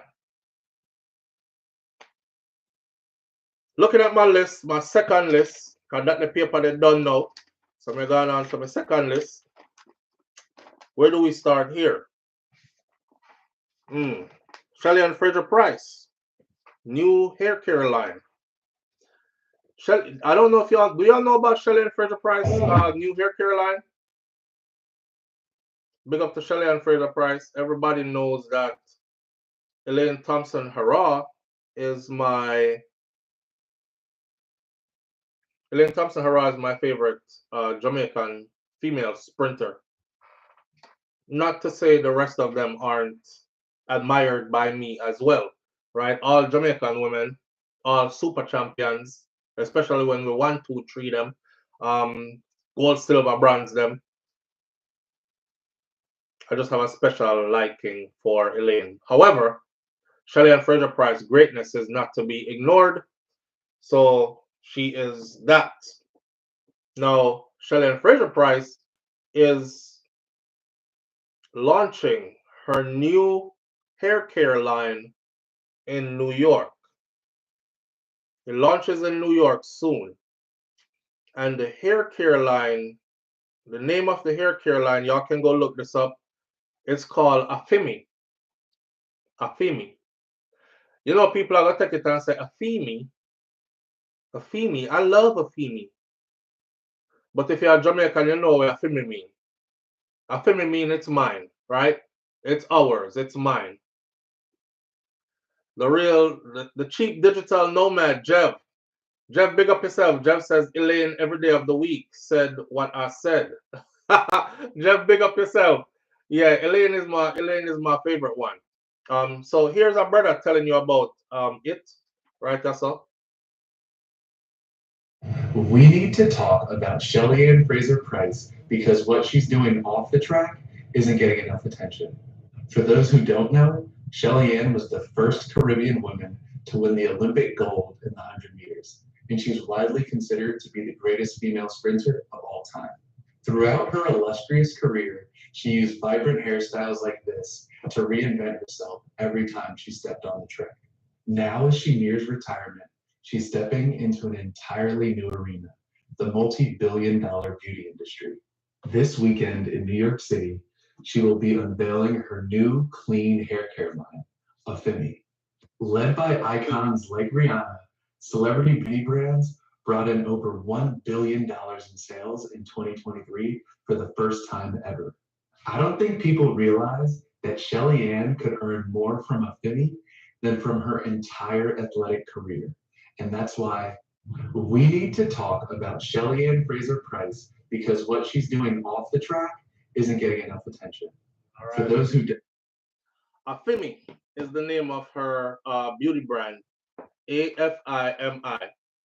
Me like the name too. The first thing that caught me was when he said Afimi. And me looking at comment section immediately, and you know, whole heap of Jamaican people there, they were like, Afimi, oh, I love this name. This means it's ours or it's mine, right? Afimi means it is mine. Afimi don't even mean it's ours. Afimi means it is ours. Afimi means this is mine. All right. So We have to big up to Shelly-Ann Fraser-Pryce on her endeavors. She did a lot for us, true ambassador, represented us with style and class. You know, we can't ask for more than that. And she gave us a good run. Shelly-Ann Fraser-Pryce has a statue in Jamaica, by the way, for those of you who don't know, by the National Stadium. And I saw it when I went to the Buju Banton concert. I didn't see it at the Vybz Cartel Freedom Street concert, but I did see it. I think they did a different entrance this time for Comedy in a VIP. So I think they did a different entrance for the VIP people where I went around it. But the main entrance of the National Stadium in Jamaica, there is a Usain Bolt statue, and then there's a Shelly-Ann Fraser-Pryce statue, right? I'm not going to take away anything from Shelly-Ann Fraser-Pryce. I just feel like if you're going to talk about the greatest female sprinter, it has to be Elaine Thompson-Herah, because she accomplished something that on a different level that Shelly hasn't. And Elaine is literally out there in a lane by herself. She is the only living person that's in that circle by herself. We downplay her greatness, but we have to give her our just due. But that we are talking about, we're still talking about Shelly-Ann Fraser-Pryce's Afimi, her new hair care line product. Support it. Just like how you support Rihanna's own. You know, Rihanna launched in Jamaica recently, and she didn't even show up for the launch. When we announced it that she had launched, I think that was a soft launch. They actually did the real launch, the full rollout. It was a huge event. I saw a lot of Jamaican women there and some men show up, and they were trying out products and leaving with bags and buying stuff from Rihanna's Fenty line. So I hope we do the same for Shelly-Ann. Because you know we stay already, right? If it come from other people, it's good. But if it come from a few people, sure. Probably like a castor oil in it and them something. I can't make that for myself. That kind of stuff. So I hope we give it the same energy and even more than other people's stuff. Right? Alika St. John says, yes, the name is a great marketing strategy. I'll try it out. I'm always looking for less toxic products. And I think Shelly-Ann's own is, it's said that it's all natural. It's all natural. So that's a selling point right there. And I need to come away from the chemicals. I was just telling Wifey that this morning after I'm coming from workout and stuff, I'm going to take my shower. You know, me have some cocoa butter lotion. So I pour the lotion on my hand like this. I was about to lotion myself, right? I pour the lotion on my hand, and for some reason, I just squeeze it back, scrape it off back in the tube and close it. I said, I don't even want to put lotion on my skin no more. Like, I prefer walk around ashy to rotted because, yo, this serious enough. This serious. Listen, they recently released some new video that said they have this new thing for men who are experiencing bouts of impotency or ED. I mean, you would not work properly, right? Or not when you want it to anyway. Or you can't pitch a tent to save your life. You can get up, but you not turn up. That all them something there. The cross is what we have to bear as men, especially if you don't take care of yourself. So they have this thing that comes in a roll-on form. And it look just like one underarm deodorant. And you rub it in your underarm like you put on deodorant, and Johnny turn up tiff according to them. That had me thinking. Then I went to the doctor recently, had my testosterone levels tested, because if you're a big man, you need to take care of yourself, right? Had my testosterone levels tested. So me and the doctor was discussing stuff like different things are available. Say you want to optimize your testosterone level, because the more you have, the better you will feel as a man, right? So you want to feel like you want boom flicking at something like you're 19, 20 again, just fresh off of the porch, like young Ram Billy, but you're a big man. Your testosterone level would need to be at optimum levels. Grown man in your 40s, your damn testosterone level is not even half of what you were when you were 20. Okay? That's just reality. But they have ways that can help you to optimize your testosterone level. I'm helping some of you out today. Well, get yourself checked. Anyway, When the man said to me, say, injection works well, I said, what are the other options? He said, well, they have the pill form, but this is a medical doctor. They have the pill form, but studies show, and over my years of experience, 30 something years of doing this, the pills don't really work. You know, the next thing that works very well is a cream. So when him said the cream, I said, how the cream work? He said, you just rub it on, and you rub it on your hand right here. Just like how you would rub some lotion on your hand, and it will seep into your bloodstream, and it will boost your testosterone levels. Okay. Between the underarm deodorant to make your teely work and rub on testosterone cream and your testosterone levels spike.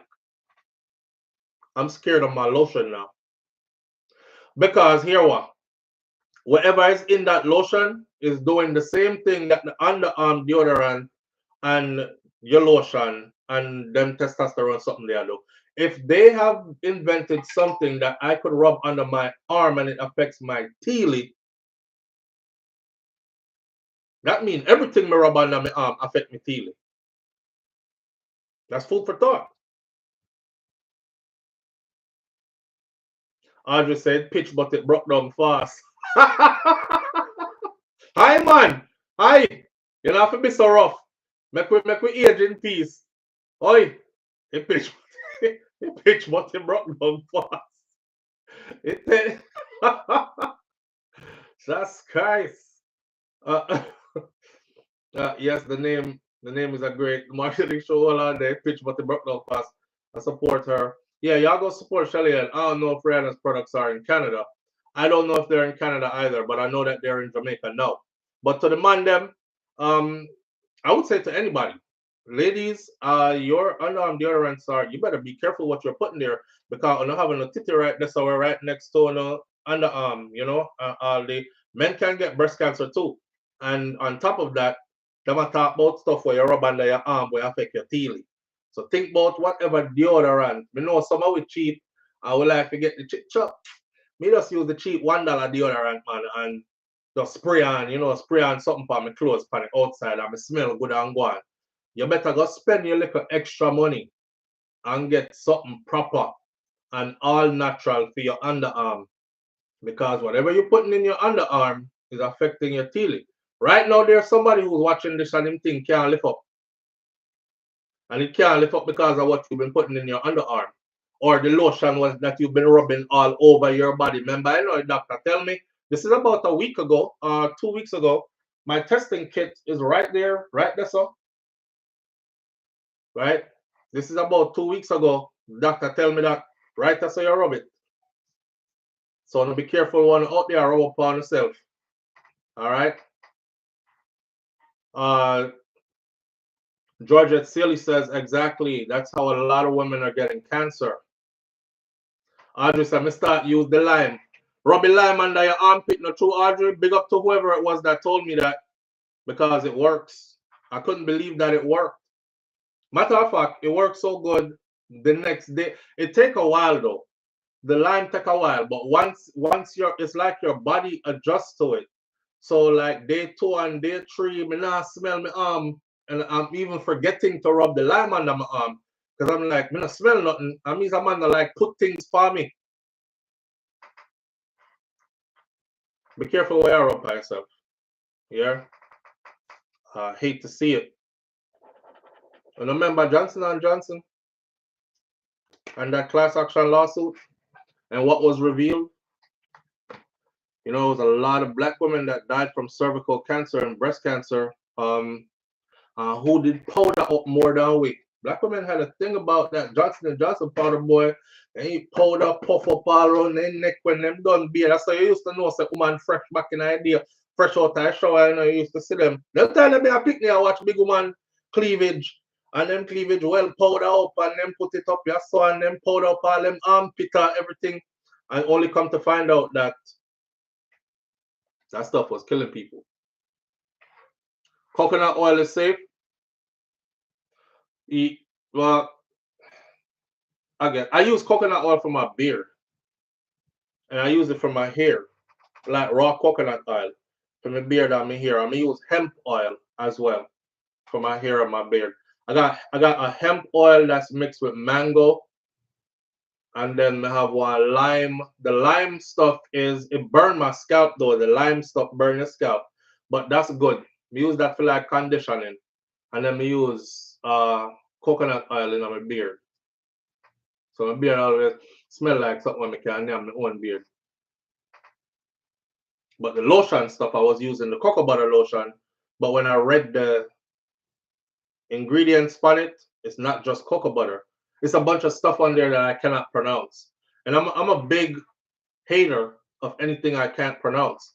If me I struggle to pronounce the word, it probably shouldn't be going on my body. I like my food recipes to be very normal. You know, when them say 2 egg and them say some wheat flour and them say XYZ, I should be able to tell the simple things that went into making this. Anytime I start say something dioxide and something ogen and nitric, this and that, me no want it. Me no want it again. All right. This is what we're going to have to get into this morning. Give me a second, let me type it in real quick. So we're going to talk about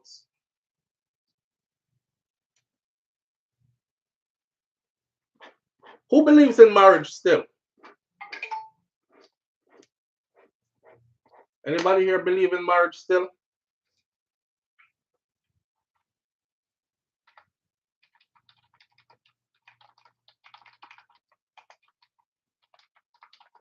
No? No? Oh, where did I type so? Okay.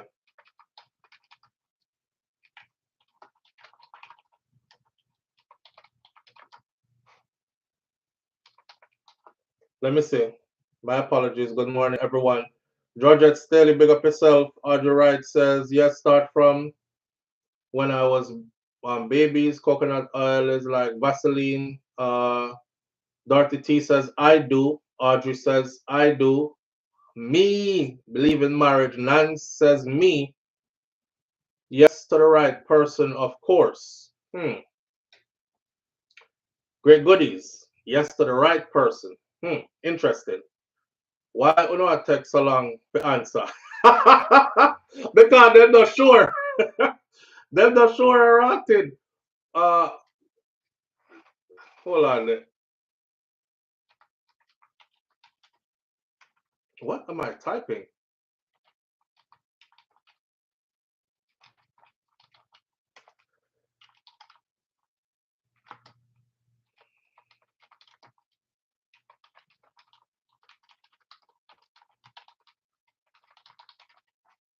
All right.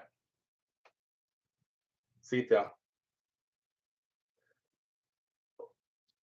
Me say me. Yes to the right person. See, that's the thing right there. Yes to the right person. Audrey said, why not take so long to answer? How will you have the right? How will you know is the right person though? Exactly. Me, Naisha says me. Yes to Mr. Right. British Jamaica girl says. See, that's a problem with that. May I talk about that in a minute? All right. Karen Notice says yes. However, marriage is a lot of work. All right. Now, to talk about this real quick now. When you want to become a lawyer, you have to go to law school, right? You have to do all the preliminaries first, knock those out, and then you get into law school. And then when you're done, you still have to go take the bar and all these other things. If you want to become a nurse, you have to go through the whole curriculum, earn that degree, become a nurse, right? When you want to become a teacher, same thing. When you want to become whatever profession, same thing. You know, when you want to get married, people just jump in a marriage. A marriage is probably the hardest thing you will ever do. I see a marriage counselor, because I listen to marriage counselors a lot. I see a marriage counselor, a lady said yesterday, she said, it's the same lady who said she do couples counseling, and she realized that when she's saying XYZ to both couples, then everything is fine. And the wife is on board once she starts pointing out all her husband's faults. But when it's time to read the wife now and tell her, like, you can't be talking to him like that, and X, Y, and Z for you, she realized that most of the wives, if she said that to them on a Monday, the next time there's a couples counseling session, the husband shows up by himself. And she's like, well, what's happening? So she went and asked other of her peers who do the same thing. And they said, wow, I thought it was only me. Like the women clients are leaving as soon as we get to the part in counseling where we have to talk to them about what they're doing wrong. They'll stay if we start talking about the men first. But once we start talking about her, she don't want to hear it anymore. The same woman came back yesterday. This was months ago. The same woman came back yesterday and said, one of the hardest things you'll ever do is get married and make a marriage work. It's not for the faint-hearted. And if you're not ready, you shouldn't do it. Right? She said, we prepare for everything else in life, but we don't prepare for the hardest thing that we have to do. That makes no sense. And I thought about it. We prepare for everything else in life, but we don't prepare for the hardest thing we'll ever have to do. Maybe it's because people are not looking at it like it's going to be hard. They're looking at it like it's sweep me off my feet, you know, the honeymoon phase, and then it's happily ever after, riding off into the sunset with the love of my life. And it's not the case. Statistics says 60% of marriages that happen today will fail in 10 years. Moya, catch that statistic here. 60% of marriages that happen today will fail in the next 10 years. Another 20% will fail 20 years and beyond. So what that tells me is, if you're looking at a lifetime of, because that's what marriage is supposed to be, a lifetime, right? If you're looking at a lifetime of marriage, you got to look at your significant other and say, hey man, listen, we going into something where 80% fail. Are we going to be the lucky 20%? Do we have what it takes? Let's lay everything on the table, because that's the biggest issue. People don't lay everything on the table. And you got to also factor in people grow, people change, you know, things happen. I saw one lady, she was with her husband, she said, for 2-3 years, about 2-3 years, 2-3 years into her marriage. And she's telling other women this. 2-3 years into her marriage, her husband started not being able to perform in bed. And then it got worse until he was always not able to do much of anything. And all she was stuck on was how deprived she was sexually, right? But she had talked about, because they were asking her, y'all just got married like a couple of years ago. Wasn't you walked into it knowing that? She was like, nah, it's in the beginning, in the first couple of years, man, listen, couldn't get enough. And he was like this and he was like that. And what happened? He got sick. But I wish I never married him now, because now I'm stuck with this shit that don't work right here. You see that? Things happen. Things happen. So the marriage counselor said, we prepare for everything else except for the hardest thing we will ever have to do. The hardest thing you'll ever have to do, one of, is get married and make a marriage work. If I pose the same question to myself, do I believe in marriage? Do I still believe in marriage? That if it's to the right person, that means that you plan on getting divorced right off the bat. If you think there's a right person, you plan on getting divorced right off the bat. Because nobody goes down the aisle saying, damn, I'm marrying the wrong person. But, well, some people do, but I don't know. I don't think you consciously do this if you're planning on you know, I'm in love. This is where it's gonna be. This is my person forever. But in case anything happens, I'm running the hell up out of here.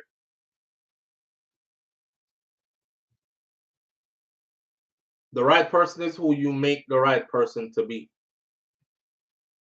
The right person was the right person when you married them. That's gonna be your right person always. Unless they start to like beat you or something like that, then Mr. Run for your life. Run for the hills and get the hell up out of there. But if you're not getting beat down, now marriage can make you feel like you're getting beat down, you know, even though you're not getting physically beat down. It could make you feel like you're getting beat down. There are times in it where you feel like you're lonely. And that's a hell of a feeling to have. To be with somebody but feel like you're lonely, like you have nobody. That feeling right there, man, that feeling hurts. A lot of people not prepared for that. To be with somebody but to feel like you are alone, you have nobody. This is us talking, men. We have to be vulnerable sometimes. We're not always hard. You know, we're not always rough. It's a hell of a feeling. So you got to be prepared for all that. You got to be prepared for waking up and not liking the person you with. Because it's going to happen. Me not say y'all go full on hate the person. Oh, you probably might too. There's going to be a phase where we just not on the same page. We just not clicking. There's underlined resentments and all other kind of something that creeps in. That's why it's important to constantly work, and this is where the work comes in. It's important to constantly connect and constantly reconnect. As soon as you feel a separation, reconnect. It's constant. It's a constant work. This ain't for you alone anymore, and it can get tiresome. You know what I mean? When you get up and you can just go do what you want to do, that's all good. I'm moving for me. Get up today. Miami is hour and a half from where I live. I feel like being in Miami for the next 2 days. I throw some clothes in the trunk. I don't even know what hotel I'm gonna stay at. I grab my cameras. I'm gonna vlog along the way, and I'm out. Can't do that now. Even if I didn't have kids, I still have somebody else to think about, right? She's gonna want to know where you going. You know, I got my stuff that's scheduled that I'm doing. Where you going? When you coming back? What are you going to do? You'll get to the point where you're like, damn, I am now obligated to somebody else, kind of thing. We see a woman do a video says she just woke up one day and she just got tired. I was just tired of being married, and I was tired of being married. That's what she said. She said, I woke up one day and I was just tired. I was just tired of being married, and I was just tired of being married. I left a comment in the comment section under her video and I said, what did he do to get you to this point? Man, I have never had so many women come at me. Then they're disrespectful. What the F you mean, what did he do? He was probably up there beating her ass. He was probably up there cheating on her. He was probably, somebody else say, I don't care what he did. He just made her feel tired. You see? No, he's to be blamed. The sad part about that reality is you probably did everything you could do. She still wake up feeling tired. She still wake up. Women get that feeling too, men. You get that feeling like, yeah, I want to go back to these streets. I want to go back to these streets. I wasn't done with my whoring and touring. You put on a facade that you have, though. I've been done with my whoring and touring. Me, I one burn, I know. You have to constantly remind yourself, you know, that you're one burn. I'm married. I'm a one burner. I'm married. I'm tired. I want to go back to these streets. Your woman might get the same. Especially if y'all been arguing or ain't seeing eye to eye, and listen, life have dynamics to it too. Cause you get married to start family and then family around and next thing you know, picnic coming at the equation and all kind of things like that.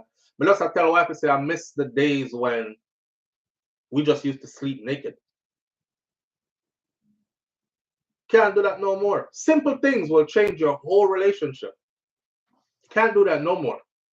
Everybody used to wake up with a smile on their face because I'm getting what I want and she get what she wants. And my wife used to sleep naked all the time and me sleep naked too. And so I just roll over and I middle of the night and from something that turn up on its own because you know man body work already. We don't really regulate a thing there, you know. Sometimes that stuff just get up on its own. And from the get up on its own, me I say, yo, I can't make this waste. Bam, in it, me gone. And she never say no. So we had that. And then came kids. And then came not sleeping in the same bed a lot. And then came, so y'all miss out on all that level of intimacy and all that other stuff. And then you start to see like stuff change and change. Are you going to be able to weather those storms? Or are you going to be somebody like, I'm not getting it like I used to. And I'm so deprived. And see, if you have a mindset like, we're going to raise these kids. And we're going to send them off into the world, well-adjusted people. And our time will come when we'll get back to what it is what we think we're missing. And it'll be even much more beautiful then because we will have created a past, a life together that we could always look to and laugh with and laugh at our experiences, what we've created together, etc., etc. Watch our children grow. And you know what I mean? I said them that other kind of something there. So you can't always depend on basic thinking like which part your teal is supposed to go or where your front need more time and them kind of something that sometimes you got to put some stuff on the back burner. I'll say it like this for adults. Marriage requires a level of maturity that a lot of us don't have when we think we're ready for marriage. Now, mind you, I've been married before, right? I'm speaking from experience. Marriage requires a level of maturity that a lot of us do not have when we think we are ready for marriage. Yeah. And I think that's the number one reason why most marriages fail. Because it's grown people thinking they're grown, doing grown people stuff. Marriage is grown people stuff. I'm not talking about grown in age. I'm talking about grown, mentally grown. If you are not mentally grown, and if you don't have some discipline about yourself, this for everybody who is thinking about it right now, if you're not mentally grown, and if you don't have some discipline about yourself, leave it alone. Left you alone. Because you're going to need that. You're going to need that. Chris H says, that's why I support you and secure a marriage. I don't know if I will ever want to take that dive again. The streets are deadly. 2025. Yeah, man. You know, ain't nothing out there. I can't say ain't nothing out there because I'm not out there. But I can say marriage is a beautiful thing, but it requires a lot of work. It requires a lot of work. I'm sure if you ask Shakira, she'll tell you she get fed up and she get tired. And sometimes she feel like, I feel the same way sometimes. You know, it's natural. You have to come to the place where you feel like it's natural. You know what I mean? This goes with it. But at the end of the day, would you want to do this with somebody else, or would you want to run away from this and just go back to being out there? Or what do you want to do? Because you have to make a choice. For me, it's I'll just keep doing it with this one person. And if we're not gonna get it right, we're just gonna frig it up until we get it right. Right? With the conscious mindset of we have to get this right. So it's gonna take 100 tries, but we're gonna get this one right. Cause me not do the run around thing. Me kind of done with them something. Not kind of. Me done with them something. Me don't want to be out there. I don't want to be out there at all. I'm observing what's out there, and what's out there is not appealing. And I'm not talking about physically appealing, because there's always physically appealing stuff out there. But what's beneath the layer of all that is out there, a lot of the times is way more problems and issues and heartache and confusion and loss than what you got going on already. You know what I'm saying? So you have to reach that place. And I've reached that place years now. where that's like that. I realize it takes a lot of work. You know, kind of like how, hate to bring up Vybz Cartel again, but I could use somebody famous as an example. When somebody said, Shorty went through all that with Cartel and him still never married her, but him go pick up see them and married see them, want married see them. And I said, this is my answer. And it's my apologies to all those I was with before. I wasn't ready. I wasn't matured enough. I was serious, but I wasn't serious. You know what I mean? Like when you think you want something, but you haven't mastered discipline of yourself yet. Self-mastery was an issue. All these other things weren't kicked into effect yet.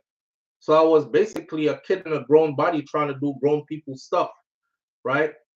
Now I'm a grown-ass man. And I'm talking about grown from the inside. Like I'm focused on my family so much, like that's my thing. That me not have nothing else that takes precedence over that. You know, my family is my responsibility, and that comes first through everything. Anything else comes after that. Wasn't there before. So I think you have to reach there. And once somebody gets there, then now the goal is this. I'm gonna tell you all this. The goal is to get there before you get done out.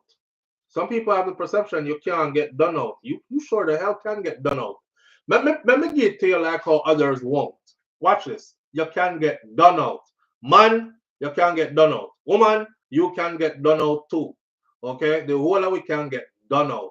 Done out meaning you are physically, spiritually, emotionally exhausted and done. You have nothing to give to a proper union in order to make that union fruitful. Nothing. You're done. You done tried too many. You done ran around with too many, chased too many, got rejected by too many, got lifted up by some and beat down by others. You done been up, down, around. You done shared your soul, your spiritual being, done married to so many others. You're done. You're done. And then you will find that now you're at the stage where, you know, some people won't admit this, but damn, I got a good person, but I just can't. I don't know what it is. I just can't make it work. Like, here I go again. I know this is going to end. Because you're done. You're done. If you check and ask what the past looked like, this is what people be telling you about your past don't matter. And yes, the hell it does. Even if it don't matter to the other people, like people who you're going to be with, it should matter to you. It should matter to you. And if you can't help it from now, just make sure so you don't roll in that Dr. Bungle. Make sure you don't contaminate yourself so much that, you know, you're beat down and done spiritually, emotionally, mentally, physically. Ross, we can't add in financially because whole heap of people get beat desoto. Every of the alleys, you're just done, depleted. Georgette Sealy, absolutely. I'm loving this. See what Georgette said? Georgette Sealy said it does not have to even be many. It could be one person that you've given your all to, and you end up depleted, damaged. So damaged you have nothing to give anybody else. So this is something that we have to take, like, I wish, you know, a lot of us don't get these talks when we're much younger either. You know, yeah, somebody I gonna tell you about save yourself for that special person, but that's about all they tell you. Them not tell you about all the stuff that comes with and how to make it last and what to expect, and you know, the marrying of spirits and the distribution of yourself, etc. They're not tell you all these things. It could be one person for real. One person. And you're done. So imagine those who it's been way more than one person. And people, and it's been one beatdown after another beatdown after another beatdown of a relationship, to the point where some people are like, you know what? I'm just happy being alone. When you see people throw up their hands and like, yeah, I'm done. I'm done. I'm single, I'm celibate, or I'm just single, me and my this or me and my toys or whatever. It's because they done tried so many times already. That's somebody who is exhausted. Exhausted. And then the right person is there, and the right person that can't get in. Because all the wrong ones you've allowed to frig you up, you can't even accept the right one in. Ladies, y'all gotta stop this. Y'all have to stop this. While we on this topic, you know, I see one lady yesterday said she just waiting for God to send her right person. I left a comment and then erased my comment because I didn't want to get cussed out because I know how they are. Yeah, this is where the pastor usually said this message is for somebody in the congregation, but not all. Amen. And if the shoe fits, she said she's waiting on God to send her the right person. My comment said, but me erase it, because I don't want to get cussed out. My comment said, y'all always say this. I'm going to be by myself. I'm single. No, she said, if a man has no discipline, I can't be with him. I'm just waiting for God to send me the right person. And not for nothing, I went and I just went straight into her profile. And I scrolled back. This woman, I have like 5,000 pictures. I scrolled back, and I could tell right away she has no discipline. Just like that. And I'm like, you have no discipline, but you up here leaving comments and talking about if a man don't have no discipline, I don't want him. I can't be with him. You're going to bump your head many more times before you actually learn. And you're waiting for God to send you the right person. God done sent the right person, but the right person for you is not who God right person is. And that's where you're going to frig up and fail again. Another one. You're going to frig up and fail again. Because when the right person comes, the right person ain't going to look like how you want the right person to look. Ain't going to sound like how... I don't like man would dress like that. Them shoes, them ugly. All the men I've ever dated, their shoes have to be like brand new. You know, I'm like man who wear like expensive shoes. You know, some women are like that, right? So the first thing she look at her foot when God sent him have on Jesus sandals. She like, it's 2025. What grown ass man have on Jesus sandals? No, sir. Tell her about him already. And he's trying and he's trying. Yeah. She undressed from head to toe. And them pants there, what kind of them pants they don't wear from 19 how long? My God, he can't even dress. Oh. And then the way him talk, he's so nerdy. Why do you talk like that? You're not white. You know? She go on, dissect and break him down. Send him on him way. Look at God. I keep trying with this one right here. Girl, I'm trying. Hey, Pom. I'm trying. Trying to save you. You my child. I'm trying to save you. All right. I see you holding out. I'm going to send the next one. I'll be hearing you at night. I don't really like it. I'm going to send you somebody. Send the next one. Why is only them type of money come after me? I something for me, man, I feel like say them want me. I don't know, I must get old or ugly or something. In fact, why we can't get my kind of what me want. There she go now, right? Back to her old pattern. A lot of you actually look for the same person over and over and over. You want the same person with a different face.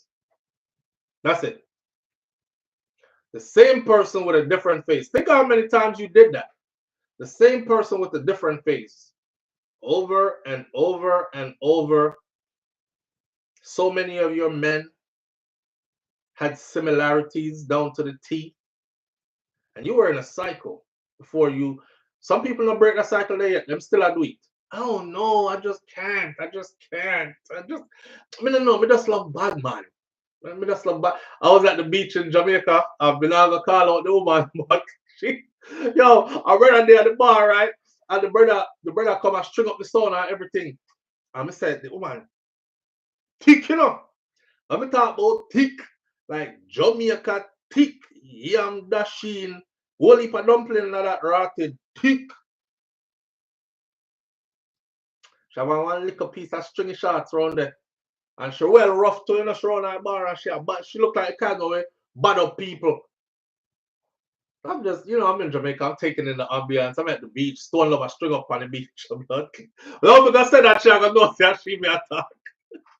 So we're taking the vibes. The brother said, she bust her drink. And the brother said, give me some of that now. Jamaican people funny as hell. Jamaican man over there beg crutches, but in my act like say I drinks in my bag. Give me some of that now. She never hesitated. She never said, give some of my drinks. No, sir, you can buy one for yourself. You thought that would have been? So I'm like watching this. I love their yard because these are entertainment.